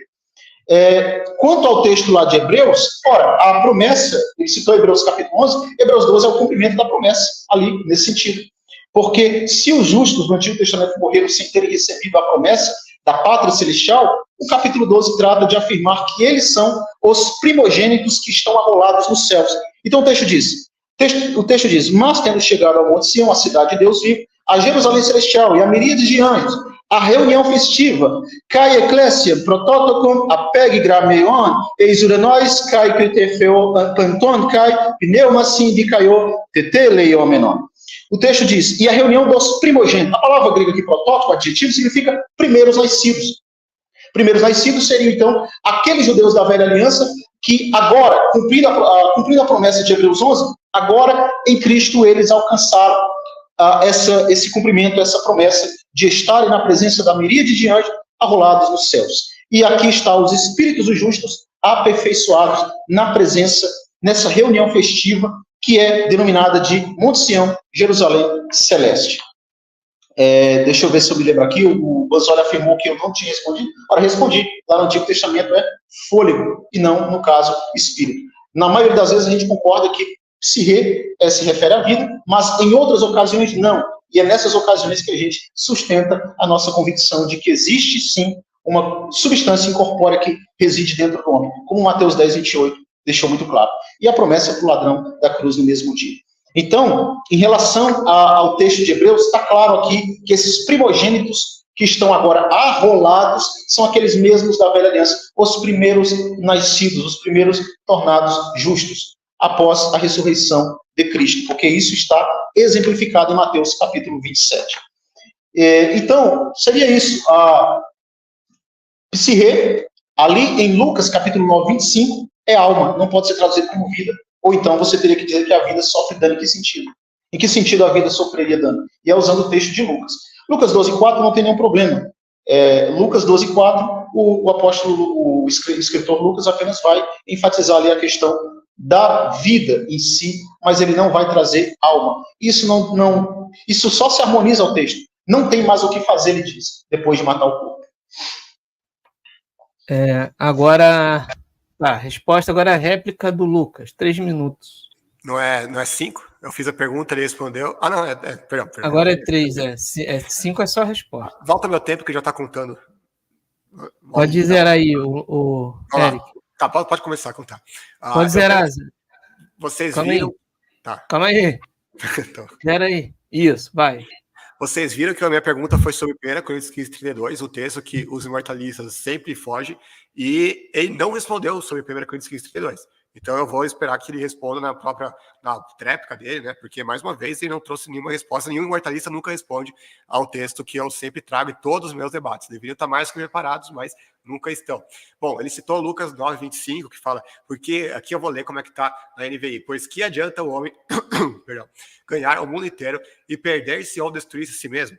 Eu fui lá no grego, enquanto ele estava falando, e não tem psique ali. Então eu não entendi realmente o argumento dele, já que ele estava falando como ele chegou a dizer, inclusive, na vez passada, vocês podem voltar o vídeo para ver, que ele falou que a alma é danificada, né? E sendo que não tem alma ali, não tem psique no texto. Então eu realmente não entendi, o que talvez ele tenha se enganado, usado o texto errado, não sei, mas não é algo que está lá no grego. Então é realmente difícil entender por que ele usou esse texto. Agora, vamos supor que realmente o texto está falando da alma ali, realmente. Perder-se ao destruir-se a si mesmo, esteja falando da alma, da destruição da alma. Isso só comprova aquilo que eu creio, né? Que a alma é destruída mesmo, né? Tá ótimo, seria melhor ainda para mim. Eu fico feliz por isso, né? Eu gostaria, inclusive, que tivesse alma no texto desse. Então é um texto que não refuta nada. O texto está simplesmente dizendo, o que adianta o homem ganhar o mundo inteiro, o cara ser famoso, ter rico, ter riqueza, ter dinheiro e tudo mais, e perder-se ou destruir-se a si mesmo. Ou seja, simplesmente a alma dele é morta, é aniquilada. O que adiantou ele ganhar tudo isso? Né? Nada. Agora, eu gostaria de saber onde que ele arranjou nesse texto aqui uma sobrevivência da alma no estado intermediário. Eu realmente não entendi onde que ele viu isso. nesse texto aqui. Bom, ele continua citando o texto lá, que fala que o texto diz que são os primogênitos que estão rolados nos céus. Não, o texto não diz que são os primogênitos. O texto diz cujos nomes estão rolados no céu. Por que os nomes estão lá? Porque o nosso nome já está escrito no livro da vida enquanto a gente está vivo aqui na Terra. Paulo diz lá, acho que é no final da epístola dele aos Filipenses, ele fala lá de fulano de tal, cujo nome está no livro da vida. E ele não tinha morrido ainda. Então, por isso que o nome está arrolado no céu. Porque o nome está arrolado no céu enquanto a gente ainda vive. Ele não está nem falando de alma, espírito aqui, nada. Aí depois, ele continua achando que naquele texto lá que fala dos espíritos, dos justos, aperfeiçoados, etc., ele continua achando que espírito ali está num sentido totalmente diferente e oposto ao do Antigo Testamento. O que é ainda mais grave quando se considera que isso contradiz o próprio autor de Hebreus. Porque eu mostrei aqui todos os textos que mostram, no mesmo capítulo ainda por cima, o mesmo capítulo que mostra que o autor de Hebreus claramente não acreditava que eles já estivessem na glória, que já tivessem obtido a concretização das promessas. Eu vou citar aqui de novo o texto. Todos eles morreram na fé, mas não obtiveram as promessas. Aí depois fala, porque os que falam desse modo manifestam estar procurando uma pátria. Quem está procurando o lugar onde ele já está? Não faz sentido. Mas agora deseja uma pátria superior, isto é, celestial. Eles vão desejar uma pátria onde eles já estão? Que sentido faz isso? Por isso Deus não se envergonha deles de ser chamado seu Deus, porque eles preparou uma cidade. Como é que Deus vai preparar uma cidade se eles já estão lá? Já está preparando o lugar onde quando eles estão lá ainda. Não faz sentido nenhum. Espero que responda agora o texto de 1 Coríntios. Beleza, 3 minutos para a tréplica do Marconi. 1 Coríntios 15, 32. Se como homem lutei com feras em Éfeso, o que para mim, qual ganho seria para mim se os mortos não são ressuscitados? Né? E Paulo fala isso em forma de pergunta. Qual ganho seria para mim se os mortos não são ressuscitados? Comamos e bebamos, pois amanhã morreremos. Enfim, sempre quando nessas discussões, sempre o mortalista ele sempre vai utilizar a ressurreição para fazer um contraponto, para degladiar com a promessa clara de Cristo e a expectativa dos apóstolos dentro da nova aliança em relação a se encontrar com Cristo imediatamente após a morte. A perspectiva da ressurreição é a ressurreição do corpo físico. Então, 1 Coríntios inteiro, 1 Coríntios 15 inteiro está tratando da ressurreição do corpo físico. Agora, Banzoli, a partir dessa mesma preposição, usar uma pergunta, quando Paulo diz, ora, se não há ressurreição, comamos e bebamos, ali está falando da perspectiva da ressurreição do corpo físico, usar esse tipo de retórica para dizer, se Paulo está falando se Paulo está endossando a ideia de que não haveria recompensa nenhuma antes da ressurreição, por isso ele vai usar essa expressão, então, o que nós fazemos também quando Paulo diz que é melhor morrer para estar com Cristo? Ele vai usar adjetivos ali. É muito mais melhor morrer e estar com Cristo. Aí eu pergunto, qual sentido faz o apóstolo falar que é melhor morrer se ele não estivesse imediatamente após a morte com Cristo? Qual sentido faz? Uma vez que o próprio apóstolo Paulo, aquele mesmo que escreveu aí 1 Coríntios 15, ele sabia que após a morte dele, passaria séculos e séculos vindouros até Cristo voltar, conforme Efésios 2,7. Como é que alguém pode também, fazendo já uma retórica da tua pergunta, como é que alguém pode também saber que vai morrer e vai passar séculos e séculos e séculos até Cristo voltar, e aí o indivíduo ainda acha muito mais melhor partir para estar com Cristo? Então, eu vou citar o texto aqui, Filipenses 1:23, diz: Sunerhomai de gitudioten, epifimian, onde iston, analisai caisum christoinai, pologar malon crison. Tradução: e sou pressionado pelos dois lados, tendo o desejo ardente para deixar a vida e para na companhia de Cristo estar, pois isso é muito mais melhor. Uma tradução literal sintática. Aí eu pergunto, o que seria muito mais melhor para Paulo também nesse sentido? Sabendo ele que depois da morte dele iria demorar até Cristo voltar. Como é que alguém também pode achar melhor? Respondendo a partir de uma retórica também, Lucas. Porque em 1 Coríntios 15, toda a argumentação de Paulo reside sobre a perspectiva da ressurreição, o que nós também coaduamos com a mesma expectativa. Nós nunca negamos que, porque é uma das 3 doutrinas mais essenciais da fé cristã, então eu e você compartilhamos dessa mesma convicção, dessa mesma expectativa. Mas a ressurreição é do corpo físico, sempre é do corpo físico. Então, usar 1 Coríntios 15, eu acho que é realmente irrelevante para essa discussão. Porque ali fala da ressurreição do corpo e não do contexto da consciência da alma sobreexistindo após a morte física. Beleza, agora, Marconi, você vai fazer sua pergunta. Se eu não me engano, é a segunda. A terceira, né? É a terceira dele, ainda falta uma minha. Correu rápido? Mas tudo bem, vai lá. Terceira pergunta. O tempo passa rápido. É? Não, mas eu acho que correu rápido o debate, só 1 hora ainda. Mas vai lá. Bom, a minha terceira pergunta para o Banzoli é: dentro do Novo Testamento, o apóstolo Paulo e o apóstolo Pedro, de acordo com as passagens que eu quero expor aqui, e eu quero perguntar para ele, eles tinham uma expectativa de estar no momento presente com Cristo ou não? Porque nesses textos, inclusive este, Filipenses 1, 23, que eu citei, 2 Coríntios 5, versículo 8, também, permita-me ler aqui, o texto de 2 Coríntios, capítulo 5, verso 8. O texto diz, 2 Coríntios 5, versículo 8. Pois confiamos e preferimos mais estar longe. Aqui nós temos o verbo ekdemesai. Esse verbo só aparece uma única vez no Novo Testamento e em uma tradução livre, literal, significa, o verbo significa estar longe, viajar, emigrar, estar distante, estar viajando para longe, estar fora. Então Paulo diz, pois confiamos e preferimos mais estar longe do corpo e estar presente junto ao Senhor. Proston Kyrion, estar junto na companhia do Senhor. Aí eu pergunto, como que Paulo não tinha certeza de se encontrar com Cristo se ele está falando que ele tinha desejo ardente, confiável e preferia deixar estar distante, estar longe, emigrar para longe do corpo, para estar presente com o Senhor? Essa era uma esperança do apóstolo Paulo, conforme Filipenses 1, 23, 2 Coríntios 5, 8, e também o apóstolo Pedro, em 2 Pedro 1, 14, 2 Pedro 1, 14 diz, sabendo eu que é eminente apófisis, este substantivo significa afastamento, remoção, ocorre uma única vez no Novo Testamento. Deixar algo de lado, sair de algo, afastar-se, ser removido. Então o texto ficaria, sabendo eu que é eminente o afastamento, a remoção do meu tabernáculo. O contexto do tabernáculo é o próprio corpo de Pedro. Como também o nosso Senhor Jesus Cristo revelou a mim. Me esforçarei também para sempre ter lembrança dessas coisas depois da minha partida. Da partida da onde? Do tabernáculo. Pedro, então, usa o substantivo apófis para falar de algo sendo removido, de algo sendo afastado para longe do tabernáculo dele. Então, Banzoli, baseado nessa expectativa, ora, se não há estado intermediário e os santos não podem ter essa expectativa após a morte, como explicar essa expectativa de Paulo entre viver e morrer? Ele preferia achar muito mais melhor morrer para estar junto, próximo. Ali é uma preposição direcional de unidade, de companhia, de relacionamento. E todos os verbos ali estão no presente. Estar na companhia de Cristo. 2 Coríntios 5,8 fala até dele estar afastado, emigrar, viajar para longe. O verbo ali, ekdemesai, ele significa algo distante, estando longe do corpo para estar junto da companhia do Senhor. É até gramaticalmente um texto parecido com Filipenses 1, 23.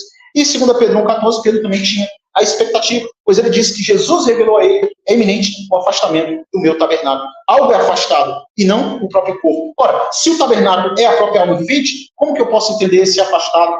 A esperança dos apóstolos era essa ou não? Beleza, 5 minutos para a resposta, Lucas. Bom, vocês viram que, de novo, ele deu uma esquivada de 1 Coríntios 15. Os mortalistas, aliás, eles parecem o carinha lá do Matrix Evolution, tentando escapar de 1 Coríntios 15, assim. Falou que não era relevante o texto. Basicamente, respondeu apenas citando outro texto, o texto lá de 2 Coríntios 5,8, que eu vou comentar. Mas vamos lá, primeiro, só para reforçar o argumento lá de 1 Coríntios 15, 32, e aí vocês vejam se é relevante ou não. Paulo fala que se não há ressurreição, se os mortos não ressuscitam, comamos e bebamos, porque amanhã morreremos. Ou seja, viva de uma forma hedonista, tudo faz, né? Viva um pecado mesmo, que não faz diferença. Morreu, acabou tudo para sempre. Essa é a lógica aqui. Agora, se é uma alma que sobrevive fora do corpo, por que ele diria isso? Não iria valer a pena viver para Deus, mesmo se não houvesse a ressurreição, já que a alma ficaria na presença de Deus para sempre, que é exatamente o que ele acabou de dizer aqui. Então não dá para falar que o texto não é relevante. Claro que o texto está falando da ressurreição do corpo, mas porque não existe uma alma que sobrevive ao corpo, a morte do corpo. Então é lógico que esse texto é o fatality total que refuta eles. Inclusive eu vou fazer no meu canal ainda um compilado só de citações de debates meus, onde eu cito esse texto e os mortalistas nunca respondem ao mesmo, ou dão respostas extremamente confusas e duvidosas. Pause meu tempo, por favor, que eu vou compartilhar a tela sobre isso, por favor.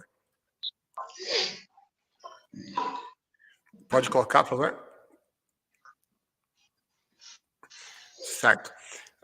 Esse texto é um texto que eu já esperava que ele citasse, né? Inclusive ele já citou esse texto aqui, então não vou precisar ler de novo. Vamos fazer uma exegese versículo por versículo para ver o que Paulo estava querendo dizer aqui.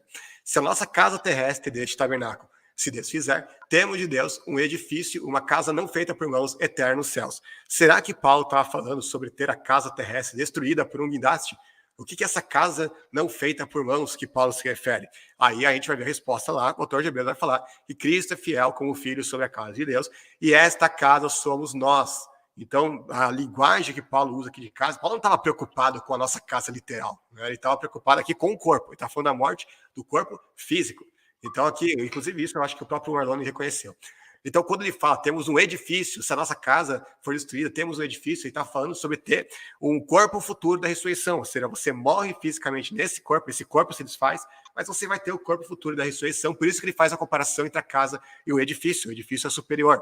Aí ele vai dizer, aliás, aqui é o comentário que eu fiz, essa mesma expressão, casa não feita por mãos humanas, só aparece uma vez fora de 2 Coríntios 5:1, é o texto que Jesus fala que edificaria uma casa não feita por mãos humanas, que falava do templo do seu próprio corpo. Então, casa terrestre que se desfaz é o corpo presente que morre. Edifício não feito por mãos, o corpo futuro da ressurreição. Ele continua. Por isso, também gememos, desejando ser revestidos da nossa habitação, que é do céu.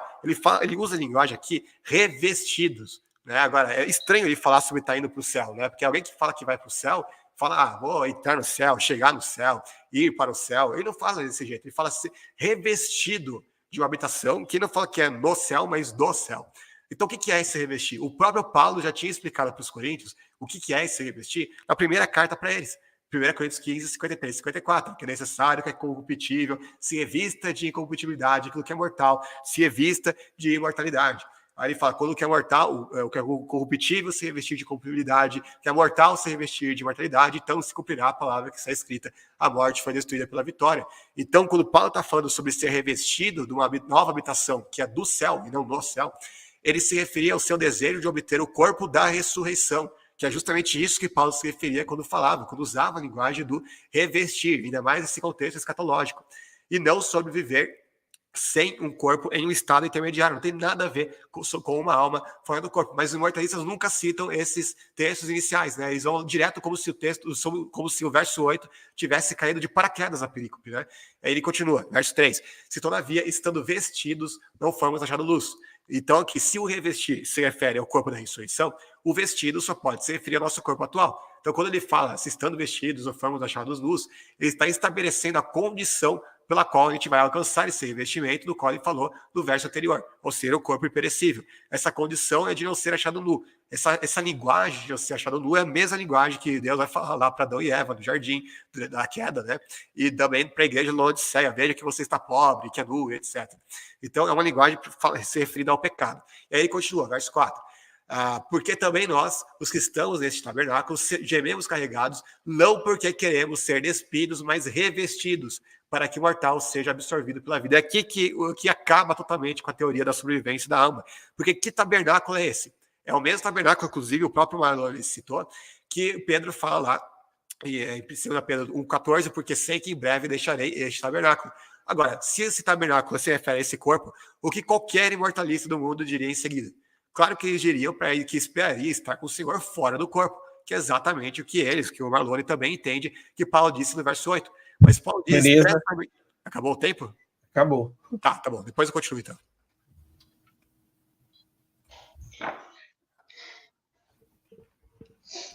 Agora 3 minutos para... né? Vai lá. Olha, fazer uma breve análise gramatical aqui do texto. O verso 6 diz: Faruntes, un pantotecaedotes roti ekdontes, en demontes en tu somati ekdemomen. Tendo confiança, portanto, sempre. Portanto, é uma conjunção conclusiva. A conjunção conclusiva, dentro de uma perícope, ela atua para trazer, no discurso que se segue, que acompanha a oração anterior, uma conclusão. Aquilo que ele já tinha falado anteriormente. Portanto, Paulo está concluindo, a partir do verso 6, aquilo que ele falou anteriormente. Ele não pode estar usando a expressão verbo revestido, que está no aorista infinitivo, ele não pode estar se referindo a isso para fazer menção à ideia da glorificação, da imortalidade, da ressurreição, conforme 1 Coríntios 15. Então ele sai do verbo aqui, do aorista infinitivo aqui, e vai lá para 1 Coríntios 15. Mas vamos analisar o contexto a partir do contexto imediato. Este verbo, sermos revestidos, caigar em tuto externa, Stenaxomentum, oikoterion, remontu ex uranu, ependissas fai epipofuntis. Pois também nisto gememos, desejando ser revestidos. Olha aqui, ó, ependissas fai, de nossa morada no céu. De nossa morada no céu. Então, esse revestido não é revestido do corpo glorificado, dando a entender aqui a ressurreição do último dia. O texto é claro, olha onde o verbo é aplicado. Desejando ser revestidos de nossa habitação que é do céu. Então, Paulo usa essa figura de linguagem revestido, que nada mais é do que vestido, se verbo significa vestir-se da nossa morada, que é do céu. A nossa morada, que é do céu. E aí, na sequência, ele diz, porque nós também gememos, etc, etc.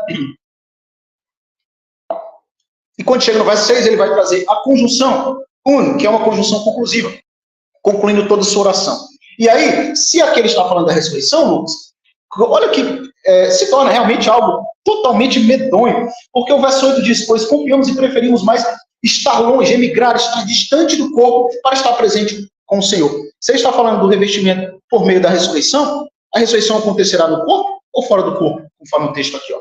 Está longe do corpo. Como é que alguém pode ressuscitar? Fora e distante do corpo. Lembrando, ekdemesai é um verbo que ocorre uma única vez no Novo Testamento e se refere a estar fora, emigrar, partir para longe, viajar para distante, estar distante de casa. Então, Paulo está concluindo aqui o seu discurso no texto de 2 Coríntios. 2 Pedro 1, versículo 14, que não deu tempo dele responder, eu entendo, por conta do tempo, lá Pedro usa o substantivo apófisis para falar de algo que é removido, é levado para distante também, sendo semanticamente muito parecido com o verbo utilizado por Paulo. Em Filipenses 1:23, é claro, entre morrer e viver, Paulo desejava o quê? Achava muito mais melhor, adjetivo de extensão numeral, muito mais melhor morrer para estar na companhia do Senhor. É nisso que eu creio também. Isaías, coloca na tela, por favor. E só antes de contar meu tempo, só avisar uma coisa. Como eu vou ter a minha resposta e depois a pergunta, tem 3 minutos, avisa quando faltar uns 15 segundos, porque a minha pergunta vai ser muito simples e objetiva, não vou precisar usar quase nada. Tá, tudo bem, tá na tela aí. Tá, certo. Deixa eu só continuar onde eu estava aqui. Tá, eu vou continuar onde eu estava, porque já responde tudo aquilo que eu tinha falado. Então vamos lá. Essa parte aqui é exatamente aquilo que refuta tudo aquilo que o Marconi falou aqui. Porque ele diz, gememos carregados não porque queremos ser despidos, mas revestidos. Então, se o despidos é realmente a morte, o que a gente esperaria que ele falasse logo em seguida? Que você deixou o corpo, então você vai estar na presença de Deus no imediato. É isso que ele diz, é isso que Paulo diz? Claro que não, ele vai falar expressamente o contrário. Ele diz que não quer ser despidos, mas revestido. E a gente já viu que revestido se refere justamente à ressurreição, e ele não comentou a parte do revestido. Agora, vamos lá. Se vestido diz respeito ao corpo mortal atual e revestido ao corpo mortal da ressurreição, como a gente já demonstrou, o que então é ser despido? É simplesmente não estar com corpo nenhum. Agora, se a ausência de corpo implica na sobrevivência da alma, na presença do Senhor, que é a visão que ele tem, por que então Paulo disse que não desejava isso? Será que ele não desejava estar com o Senhor? Não faz o menor sentido uma coisa dessa. Agora, se a ausência de corpo, que é justamente aquele que argumentou aqui, ele acha que a ausência do corpo é uma alma fora do corpo, fantasmagórica. Não. A ausência de corpo é simplesmente um estado sem vida, sem existência. Aí sim faz sentido o que Paulo disse. Porque é somente nesse caso que faria sentido Paulo falar que não deseja ser despido. Porque ele não deseja deixar de existir. Isso por si só, ninguém vai desejar isso. O que ele desejava era ser revestido, ou seja, alcançar o estado posterior da ressurreição. É justamente por isso que Paulo fala desses termos. É somente na ressurreição que Paulo voltaria à vida para estar com o Senhor. Então, a não ser que você defenda que Paulo não desejava estar com o Senhor da forma incorpórea, como uma alma fantasmagórica, não tem como você usar esse texto contra a gente. Esse texto é fulminante contra vocês mesmos. Olha o que ele vai dizer, o que eu vou comentar aqui. Se o despido se refere a uma condição em que o espírito se encontra no paraíso, por que Paulo foi tão enfático em dizer que não queria estar despido? Na ótica mortalista, isso faz todo sentido, porque ninguém desejaria morrer só para deixar de existir. Quem morre, morre esperando o que vem depois disso, a ressurreição.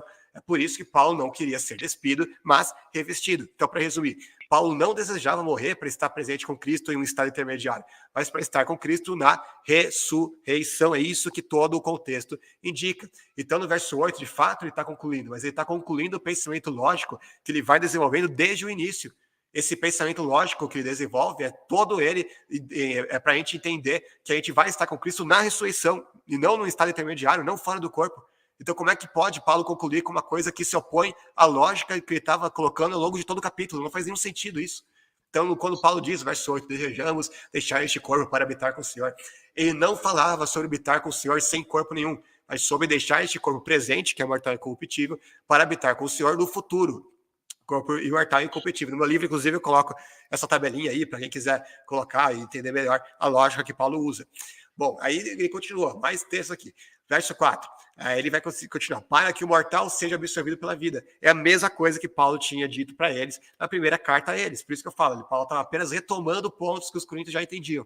Porque ele falou lá que a morte será destruída pela vitória. Qual o contexto? Onde está? E que contexto é a morte destruída pela vitória? Com o contexto justamente da ressurreição, que é justamente quando Paulo fala da linguagem do revestir, o que é mortal, ser revestido de mortalidade, assim por diante. Precisa ser mais claro do que isso para mostrar que Paulo está falando de fato da ressurreição aqui e não de uma alma fantasmagórica. Aí ele continua: gememos carregados, porque não queremos ser despidos, mas revestidos, para que o mortal seja absorvido pela vida. Ora, quem para isto mesmo nos preparou foi Deus, o qual nos deu também o penhor do Espírito. Compara isso que Paulo escreveu aqui com o que Paulo falou aos Romanos. Mas até que nós, que temos as primícias do Espírito, também gememos em nós mesmos, aguardando a nossa adoção, a saber, a redenção do nosso corpo.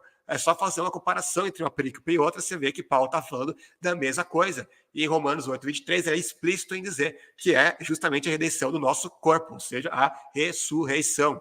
Então, Paulo queria morrer porque ele sabia que na ressurreição estaria com o Senhor, e não porque ele pensasse estar com o Senhor na condição de despido, ou ser assim um corpo. A sensação de algo imediato se dá justamente pela ausência de tempo entre a morte e a ressurreição, na perspectiva de quem morreu e já não existe, porque essa pessoa não existe, então óbvio que o tempo não passa mais para ela.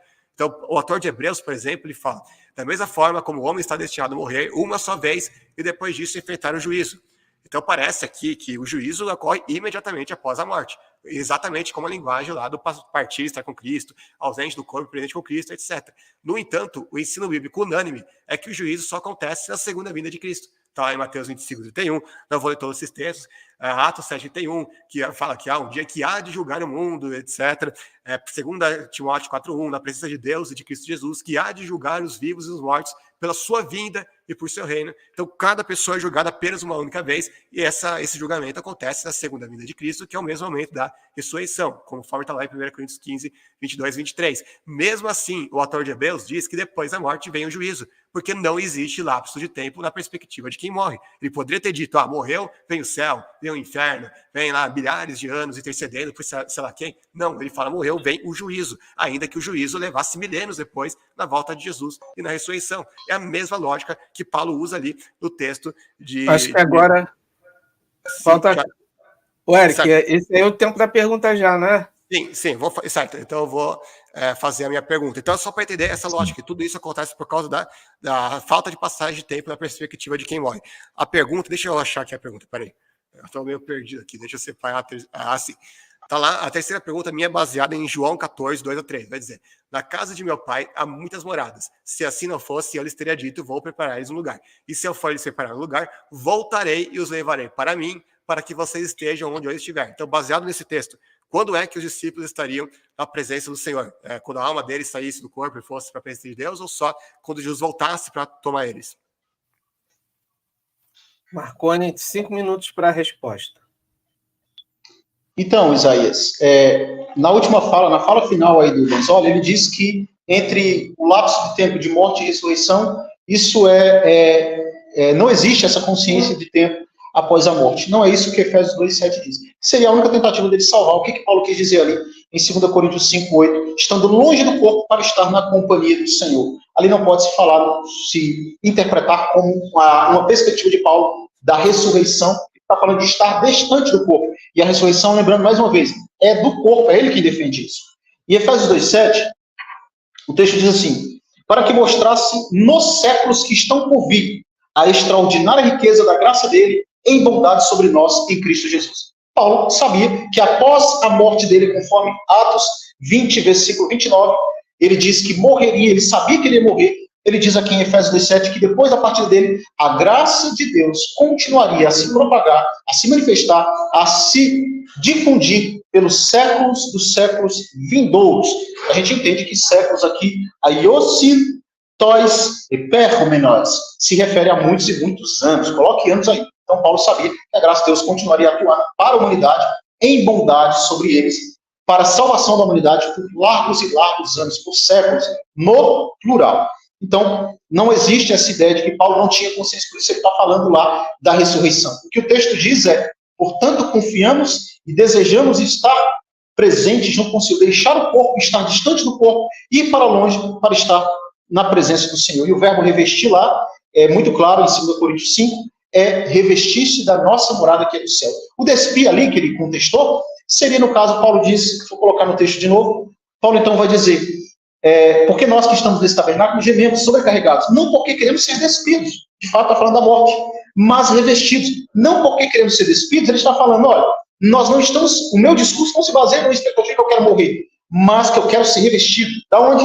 O verbo ependissas pai aparece no versículo 2 e se refere à nossa morada, que é no céu, certo? Então, é nesse sentido que você aplica aqui o verbo e não a 1 Coríntios 15. Isso a gente entende como critério de interpretação contextual imediato, para depois você ir para um cumulativo, para você ir para o contexto acumulativo. No caso, desde que 2 Coríntios 5, versos de 1 a 8, explique-se a si mesmo. E lembrando que Paulo vai trazer ali uma conjunção explicativa. Portanto, tendo confiança sempre, sabendo que, estando presentes no corpo, estamos distante do Senhor, pois andamos por fé, não por vista, enfim. E aí vem a sequência. Então, a pergunta do Banzoli é em relação a João capítulo 14. Mais uma vez, o texto está falando, sim, da perspectiva da ressurreição. Na casa de meu pai há muitas moradas. Se não fosse assim, eu vou teria dito, pois vou preparar-vos lugar. Se eu vou e vos preparar lugar, virei outra vez e vos levarei para mim mesmo, para que onde eu estiver, estejais vós também. Ora, aqui está falando mais uma vez só da perspectiva da ressurreição. Ele está falando, na casa do meu pai é muito morada, quando eu voltar, a segunda vinda dele, ele ressuscitará os santos, os apóstolos que estão no contexto aqui, para estar na presença dele. Isso não anula, irmãos, a certeza de que os apóstolos também tinham. Por quê? Porque Pedro, em sua segunda carta, vai falar que tinha a certeza de que em breve tempo era iminente o afastamento, a remoção do tabernáculo dele. O que isso quer dizer? Se não há um encontro imediato, consciente, após a morte do corpo físico. E Pedro estava dentro desse contexto aqui, ouvindo essa promessa de Cristo.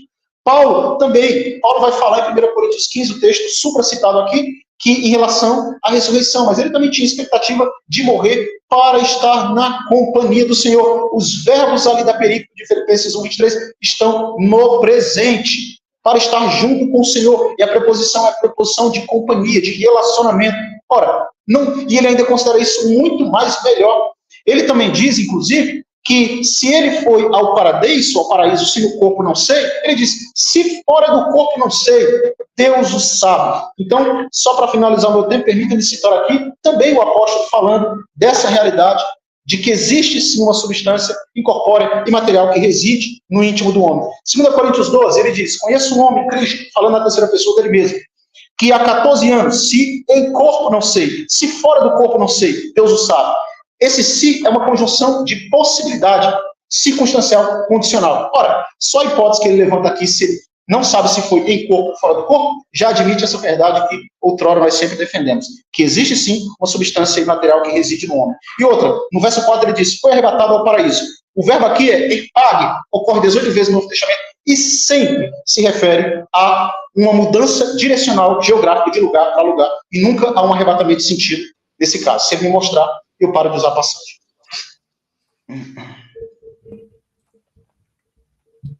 Beleza. 3 minutos agora para a réplica do Lucas. Bom, ele falou que se eu mostrar, ele para de usar a passagem. Então vamos mostrar. Judas 21, 22. Tenham compaixão daqueles que duvidam, a outros salve-os, arrebatando-os da harpazo do fogo. Só que ele está querendo dizer que é para a gente dar uma de bombeiro e tirar as pessoas do fogo, literalmente. João 10, 28. Meu pai que as deu para mim é maior que todos. Ninguém as pode arrancar harpazo da mão do pai. Só que os discípulos estavam fisicamente nas mãos do pai e alguém queria literalmente arrebatá-los ali. Né? Lógico que não. É óbvio que essa palavra também podia ser usada no sentido que não era literal e que não era físico. Então, você falou que não vai usar, então eu espero que não use mesmo. Vamos ver se vai cumprir com a palavra. Bom, eu mostrei com o texto de Hebreus que ele não comentou que não existe lapso de tempo na perspectiva de quem morre, porque ele falou, depois da morte vem um juízo. Entretanto, eu mostrei que, na perspectiva que depois da morte, que o juízo só acontece na segunda vinda de Cristo, que é o mesmo momento da ressurreição dos mortos. Então, pode ter passado milhares de anos para alguém que morreu, que mesmo assim, na perspectiva de alguém que morreu, não passou nada. Você morre e ressuscita com um abrir e piscar de olhos, mesmo que tenha se passado milhares de anos na Terra. Ele não comentou esse versículo, porque é impossível refutar as dúzias de textos bíblicos que falam disso explicitamente na Bíblia, relacionado à doutrina do juízo. Não tem como. Aí ele foi apelar para um texto lá de Efésios, que fala para que mostrassem os séculos que estão por vir. Óbvio, Paulo sabia que a vida na Terra continuaria. Os séculos continuariam passando. Ele não está falando na perspectiva de alguém que está morto. Porque é óbvio que o tempo não pode passar para alguém que está morto. Né? O próprio Einstein já provou que o tempo é relativo. Ou então, não precisa nem chegar tão longe. Né? Você não precisa entender teoria de relatividade. Pega alguém que dorme. Todo mundo dorme. Né? Quando você dorme, passa 10 horas dormindo. Quando você acorda, parece que se passaram 10 horas. Né? Claro que não, parece que passou muito menos. Alguém que passou 20 anos em coma e depois despertou. Ele vai pensar que passou 20 anos? Claro que não. Se mesmo a gente vivo, ainda assim, existe essa diferença no lapso de perspectiva de passagem de tempo, imagina para alguém que morreu e não existe mais. Como é que vai passar tempo para ele? Impossível. É disso que eu estou falando. Aí ele falou, não porque não queremos ser despidos, mas revestidos. Ele falou, insiste que o revestir aqui não tem nada a ver com a ressurreição, não tem como, cara, eu mostrei todos os textos lá, 1 Coríntios 15, que Paulo usa em todo o tempo, em 2 Coríntios 5, a mesma linguagem que ele usou em 1 Coríntios 15. E 1 Coríntios 15 está apontando o tempo inteiro para a ressurreição. Como é que pode Paulo usar a mesma linguagem para querer dizer o inverso aqui? Não faz o menor sentido. Eu mostrei ainda que, por exemplo, que além da linguagem do revestir se aplicar à ressurreição, Paulo diz também que o mortal seria absorvido pela vida na ressurreição, na outra carta. E depois também mostrou que quando ele fala lá do penhor do Espírito e tudo mais, ele também estava falando da ressurreição. E quer dizer, nas outras cartas ele sempre se refere à ressurreição usando essa mesma linguagem. Aí chega nessa aqui, não, quer saber? Eu vou falar de uma alma fantasmagórica que sai do corpo. Que lógica que tem isso? Entendeu? Isso aqui é o inverso da exegese. O que consiste a exegese? Exegese é você interpretar a Bíblia à luz da Bíblia. Ele não está fazendo isso, ele está querendo tirar do contexto dos textos bíblicos. Sobre o texto lá que eu citei, tenho 5 segundos para isso, mas o texto, em momento nenhum, vamos ler o texto de novo, voltarei e os levarei para mim. Ele falou que o texto fala da ressurreição. Então, como é que os apóstolos já estariam com Deus no céu antes disso, se você mesmo diz que o texto está falando da ressurreição? Beleza. Tréplica agora 3 minutos, Marconi. E já vai para o final. Bom, ele diz que a raiz primária, erpatso, que o texto aqui, erpagê, de fato, ele diz que se refere a arrebatamento de sentido. Aonde, Lucas? Judas 1,25 não fala de arrebatamento de sentido. Portanto, o que Paulo está deixando claro aqui é, se no corpo ou se fora do corpo, ele mesmo não sabe. Ele deixa em aberto. Ele abre uma possibilidade, repito, eite equituscus somatus oquiuidas, rofels, uranu. Se em corpo ou se fora do corpo, não sei, é Deus que sabe. Ele está abrindo a possibilidade de ele ter sido arrebatado. O verbo arrebatado significa agarrar, tomar com força, arrancar. E em todas as ocorrências se refere, de fato, à mudança de uma direção geográfica ao movimento de um corpo, de uma certa circunstância geográfica para outra, e nunca arrebatamento de sentido. Talvez os textos que vocês poderiam utilizar aí, baseado apenas na tradução do português, seria Apocalipse 1,10.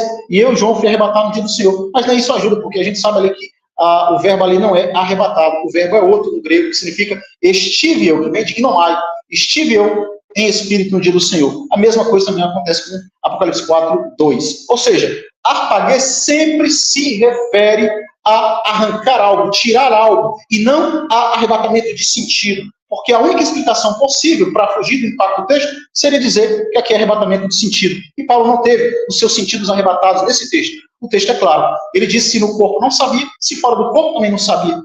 Deus o sabe. Ele só sabe que ele foi arpagê, arrebatado ao paraíso, e lá ouviu palavras inefáveis que ao homem não era lícito falar. E repito, João capítulo 14 está falando da vinda de Cristo, que é a sua segunda vinda, mediante a ressurreição. Então, o encontro dos apóstolos com Cristo ali na passagem reflete o encontro deles ressurretos na presença do Senhor. Mas isso, repito, em nada, usar a doutrina da ressurreição, a expectativa, a virtude da ressurreição, que eu creio também, igual você, Banzoni, usar isso para degladiar e fazer um contraponto, tentar subverter a noção, a realidade, a expectativa que os santos também tinham por meio do discurso de Jesus e da promessa de Cristo, no caso, é trivial. Eu diria trivial, por quê? Porque você está usando a verdade da ressurreição para tentar inibir, limitar e acabar descreditando, desconstruindo algo que também está claro, implícito no Novo Testamento. Jesus prometeu para o ladrão da cruz que ele estaria no mesmo dia com ele no paraíso. Jesus diz que o homem pode matar o corpo, naquele contexto de Mateus 10, para consolar e reanimar os discípulos a não temerem as consequências e retaliações mediante ao seu ministério, ao ministério dos 12. E ele diz que a alma o homem não pode matar. Então a alma ali tem que ser, no caso, uma substância incorpórea, uma substância, uma entidade material que reside dentro do homem. E nas várias passagens que eu citei aqui, Filipenses 23, enfim, a esperança dos apóstolos, não só dos apóstolos, dos pais da igreja também, obviamente não vai dar tempo de eu citar aqui. Beleza, então agora vamos para o final do debate, mas antes eu queria, vamos para considerações finais, mas antes eu queria colocar aqui a mensagem do Marcelo Atafona. Ele diz assim, Isaías, desafio Marconi, desafio para o Marconi, um grande debate comigo para a interpretação e destino de Psirré, em Mateus 10, 28. Já adianto que não defendo Psirré como vida eterna. Aceita, Marconi? Mas ele vai defender, ele vai defender o quê? O imortalismo? Ele acha que eu sou imortalista? Não, em Mateus 10, 28.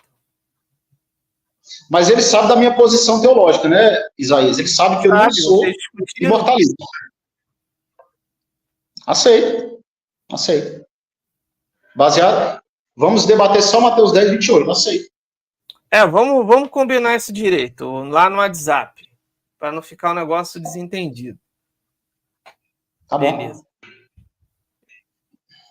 Então, vamos lá. Tem 5 minutos agora para o Marconi fazer as considerações finais, depois 5 minutos para o Lucas, aí a gente encerra.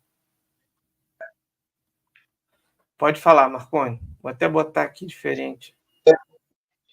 Pegando um recorte que eu fiz no final da minha fala, não só os apóstolos, como já foi supracitado aqui, não só eles tinham essa expectativa de se encontrar com Cristo imediatamente após a morte.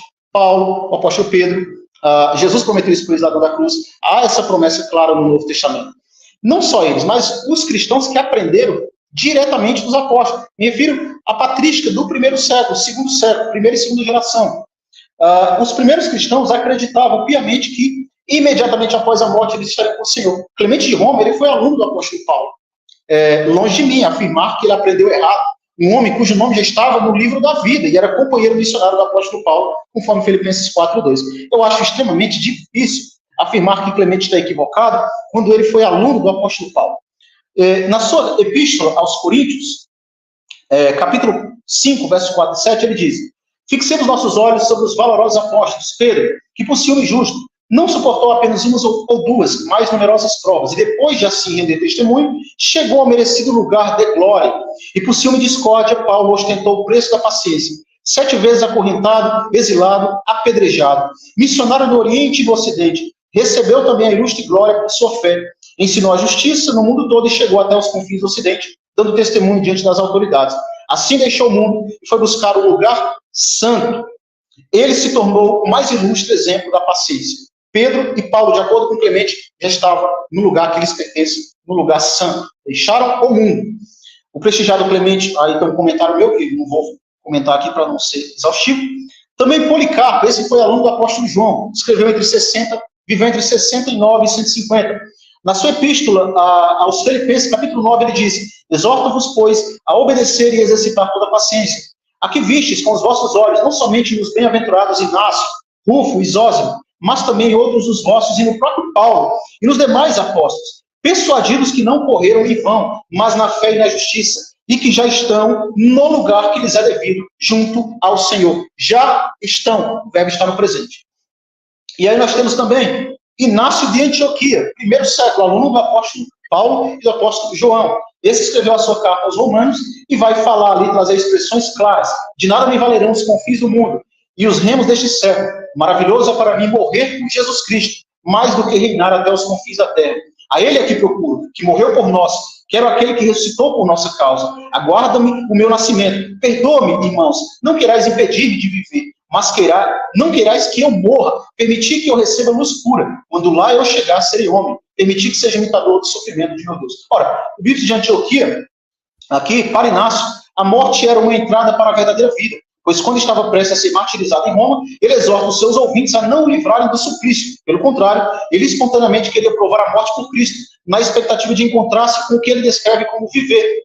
E é digno de nota que ele contrasta a morte como meio de viver e continuar vivendo como uma morte. Tamanha era a obstinação do santo pelo martírio, pela expectativa de se encontrar com o Senhor. Ele também diz a mesma coisa na Epístola aos Romanos, capítulo 6, mas eu quero usar essa passagem que eu acho interessante, que é a Epístola de Inácio aos Esminiotas, capítulo 2. Ele diz, verso 1, tudo isso padeceu por nossa causa, para obtermos salvação. Padeceu de fato, como também de fato ressuscitou a si próprio. Não padecendo só aparentemente, como afirmam alguns infiéis. Eles é que só vivem aparentemente, e conforme pensam, também lhes sucederá. Não terão corpo e se assemelharão aos demônios.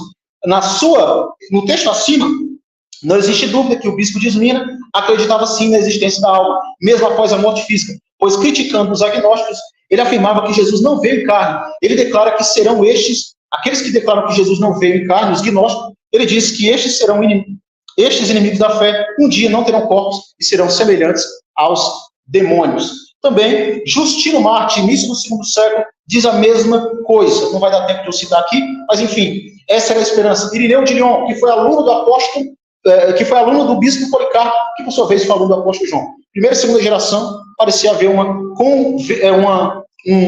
consenso em relação a essa expectativa destes homens que viveram. E o martírio deles, o testemunho deles, prova muito bem o comprometimento com a verdade. Agora, afirmar que essas pessoas que tiveram ligação direta ou indireta com os apóstolos estavam todos equivocados, por favor, né? Aí é complicado. Eu não daria esse salto quântico de fé para negar o testemunho desses homens que deixaram um legado realmente para toda a igreja. E tiveram um enorme papel aí na preservação do cânone bíblico. Enfim, o Novo Testamento é claro. Pedro desejava ser removido do seu tabernáculo para encontrar-se com o Senhor. Paulo desejava morrer para estar na presença do Senhor. Isso ficou muito claro aqui. E Jesus prometeu do lado da cruz, em verdade, eu te digo, hoje comigo estarás no meu paraíso. E eu tenho até um artigo lá que refuta a tese do Rodrigo Silva em relação àquela vírgula depois do advérbio de tempo sendo, uma vez que no Códice Vaticano há muitos sinais, pontuações inconscientes que não são intencionais dos escritores do Códice Vaticano. Tá certo. Marconi, antes de passar a palavra para o Luca, deixa eu passar aqui um áudio do Atafona. Ele não consegue esperar no WhatsApp, então vou passar aqui. Boa noite, Marconi. Eu sei que você não é imortalista, que você acredita que a alma ela pode morrer e que após a morte do corpo ela ainda continua viva, mas depois ela terá um fim. Eu sei disso. E eu não defendo que psirre ali significa perspectiva de vida eterna. Defendo que psirre não significa também uma entidade incorpórea, imaterial e consciente que sobrevive à morte de um corpo. Eu defendo que psirre ali é uma outra coisa que você só vai saber no dia do debate, tá bom? Beleza, então, vamos combinar esse debate aí, certo? Beleza. Lucas, tem 5 minutos aí para suas considerações finais. Certo. Bom, para quem quiser ver uma refutação a todos os textos que ele citou aí, nas considerações finais dele, sobre Pais da Igreja, Inácio, Policarpo, etc., leia o meu livro, Os Pais da Igreja contra a Imortalidade da Alma, que eu escrevi há uns anos atrás. Ali, tudo que ele citou já está refutado, então eu vou continuar me concentrando aqui no que a Bíblia diz, que é a temática principal desse debate. Bom, eu não usei o texto de Judas que ele citou lá para falar de arrebatamento de sentidos. Foi você que disse que sempre que essa palavra aparece na Bíblia se refere a algo físico, literal e geográfico. Foi exatamente o que você disse. E eu mostrei textos que claramente não têm esse significado literal, físico e geográfico. Ou seja, ele tinha feito um desafio antes e mudou a natureza do desafio depois da minha refutação. Isso daí, enfim, que o leitor chega a essas próprias conclusões. Se no corpo ou fora do corpo, ele continua usando esse texto aí, né? Ele acha que fora do corpo é uma alma, que sai do corpo necessariamente, como se não pudesse ser outra coisa. Tem vários textos, esse é um clássico problema de se usar o tipo de mentalidade grega platônica para se interpretar a Bíblia, né? Você usa as lentes gregas para interpretar a Bíblia, você vai chegar a um monte de maluquice. Por exemplo, 1 Coríntios 6:18, fuja da imoralidade sexual. Todos os pecados que alguém comete, fora do corpo os comete. Mas quem peca sexualmente, peca contra o seu próprio corpo. Será que quem comete esses outros pecados, na verdade, não é o corpo dela que cometeu, né? Ela saiu, a alma saiu do corpo, fantasminha, camarada, e foi lá e pecou nessa condição desencarnada? Lógico que não, né? Mas é o significado que a gente chegaria se a gente fosse interpretar a Bíblia com as lentes gregas, que ele faz. Colossenses 2:5. Porque ainda que esteja ausente quanto ao corpo, contudo, em espírito estou convosco, regozijando-me e vendo a vossa ordem e firmeza da fé em Cristo. Será que Paulo fazia uma viagem astral assim, ele ia ver lá as cultos lá da igreja lá de Colossenses? Pelo amor de Deus, né? Então, assim, é inacreditável, é exatamente aquilo que eu sempre falo. Se você vai interpretar a Bíblia com as lentes do paganismo, você vai chegar em um monte de maluquice. Tipo que nem Paulo estava fazendo uma viagem astral lá, né, quando foi arrebatado ao paraíso, e também que ele pecava fora do corpo também, como a alma imortal e corpórea, lá em 1 Coríntios 6:18 e também em Colossenses 2:5. Por isso a gente tem que pegar o significado de alma que a Bíblia traz. Ele em momento nenhum provou que a Bíblia traz esse significado. Todos os textos que ele trouxe aqui, todos, um a um, foram rebatidos e refutados exegeticamente. Inclusive, Tiago disse, em Tiago 2:26, que o corpo sem espírito está morto. Então, como é que pode a alma ou o espírito, que para ele é a mesma coisa, ter saído do corpo para ir ter essas revelações, se a própria Bíblia diz que nessa condição o corpo sem espírito está morto? Então Paulo teria que ter morrido, então, e aí voltou e ressuscitou. Qual texto que diz uma coisa dessas, né? É um absurdo. E aí a Bíblia vai falar várias e várias vezes de arrebatamento de sentidos. Não vou ler os textos aqui porque eu tenho pouco tempo, mas, por exemplo, vai falar Pedro em Jope, tive um arrebatamento dos sentidos, uma visão, e vi um vaso, grande lençol, etc. Atos 11:5. Não sabia o que era real, o que se fazia por meio do anjo, mas julgava que era uma visão, Atos 12:9. Aí Paulo, inclusive, disse que passaria as visões e revelações do Senhor, 2 Coríntios 12:1. E tem outros textos lá, Ezequiel 11:1, Ezequiel 11:24, e outros textos que explicam esse significado. Quando Paulo fala, não tenho dúvida se estava fora do corpo ou não, a dúvida dele não era se a alma fantasmagórica dele saiu do corpo e foi lá para o céu, ou se ele estava fisicamente, mas sim se ele foi lá literalmente para o céu, corporamente, fisicamente, realmente, Deus tirou ele geograficamente da terra e colocou no céu, ou se ele teve apenas um arrebatamento de sentidos e se viu do céu. Aí ele vai falar, não, a harpazo nunca aparece sem ser no sentido geográfico, literal. Eu mostrei textos onde é exatamente o contrário, né, daquilo que ele tinha afirmado. Deixa eu ver aqui. Ele também falou que, é curioso isso, né? Eles dizem que o nosso verdadeiro eu é a alma, né? Mas quando tem um versículo daqueles que eu citei lá, que os discípulos só estariam com Cristo depois que Jesus voltasse, aí o texto está falando só do corpo e não da alma, né? Olha que bonito, né? É muito interessante uma coisa dessas. É a exegese da conveniência, né? Se o texto refuta eles, está falando só do corpo. Se não, não, aí é a alma mesmo, né?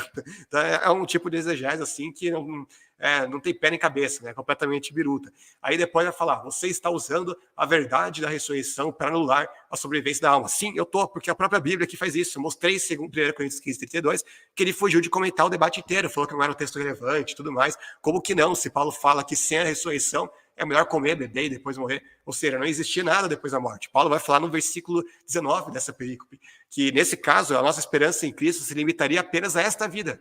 Por quê? Porque não existiria vida póstuma. Agora, se existe uma alma imortal que sobrevive após a morte, ou que morra depois, não importa, mas que sobrevive fora do corpo, então por que queria dizer isso? A nossa esperança não ia se limitar a essa vida se não houvesse ressurreição, mas existisse uma alma que sobrevivesse à morte. É uma questão tão simples de se entender. Aí ele vai citar também o ladrão da cruz. O ladrão da cruz já tem um artigo no meu livro, tem 60 páginas só sobre o ladrão da cruz. Que ali eu provo para mais bem, eu tinha preparado slide só para comentar sobre isso. O que Jesus realmente disse ali, em verdade, digo hoje, aí tem uma pausa, estarás comigo no paraíso. Infelizmente, ele não fez essa pergunta para mim, a gente não pode entrar nesse texto aí ao longo do debate, mas todos os textos que ele citou, eu refutei, rebati um a um aqui nesse texto, e para terminar, só usando meu tempo de tolerância, mais uns 15 segundos aí que ele tinha passado, eu recomendo todo mundo que estiver assistindo o debate, baixe meu livro no meu site, www.lucasbolari.com, tem lá o meu livro que você pode baixar gratuitamente, além do Da Metade da Alma, baixa o PDF, um livro de 1.900 páginas, onde tudo aquilo que ele disse foi rebatido, tudo aquilo que os imortalistas dizem, né, já foi rebatido, já foi superado e já foi comentado. Então, isso, obrigado a todos pelo debate de hoje. Beleza, pessoal, obrigado aí, obrigado pelo debate, pela presença no canal. Pessoal, deixe seu comentário aqui no chat. Uma boa noite a todos. Se quiserem marcar outro debate para desenvolver melhor isso aí, pode. É legal. Por mim tá ótimo. Eu gostei do Marconi, parece um cara bastante sincero, eu gostei da argumentação dele. Se ele quiser debater, a gente pode marcar. Marcar um Por mim, tudo bem, gente.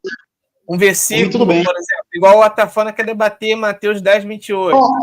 A gente pode debater o ladrão da cruz, que é o tema que... O ladrão da cruz, é um debate. Pronto, a gente pode debater o texto de Lucas, né, 23, 42, 43, e talvez um outro texto aí para complemento, talvez um outro texto. 2 Coríntios, por exemplo, como a gente ficou muito nesse embate em relação ao texto de 2 Coríntios, a gente pode também abordar o texto com mais tempo. Tá certo, então. Isso aí, pessoal. Então, vamos encerrar por aqui. Obrigado a todos. Deixe seu comentário, pessoal, aí no espaço para comentários embaixo da live, depois que a live terminar. Muito obrigado pela presença de todos aí. Daniel Silva, Aleph Brit, seja bem-vindo aí. Carlos André chegou agora. Pelo menos no comentário. Roosevelt Lopes, o Atafona. Isso aí, pessoal. Vou encerrar. Muito obrigado. Amanhã eu estarei aqui com o Marcelo Atafona falando sobre a data do cálculo da destruição de Jerusalém para chegar nos 1914 as Testemunhas de Jeová. Então, amanhã ele vai provar aí que a data da destruição de Jerusalém foi 607 a.C., e eu quero ver isso. Então, não percam amanhã, às 20 horas. Beleza? Então, encerrando aqui a live. Obrigado a todos.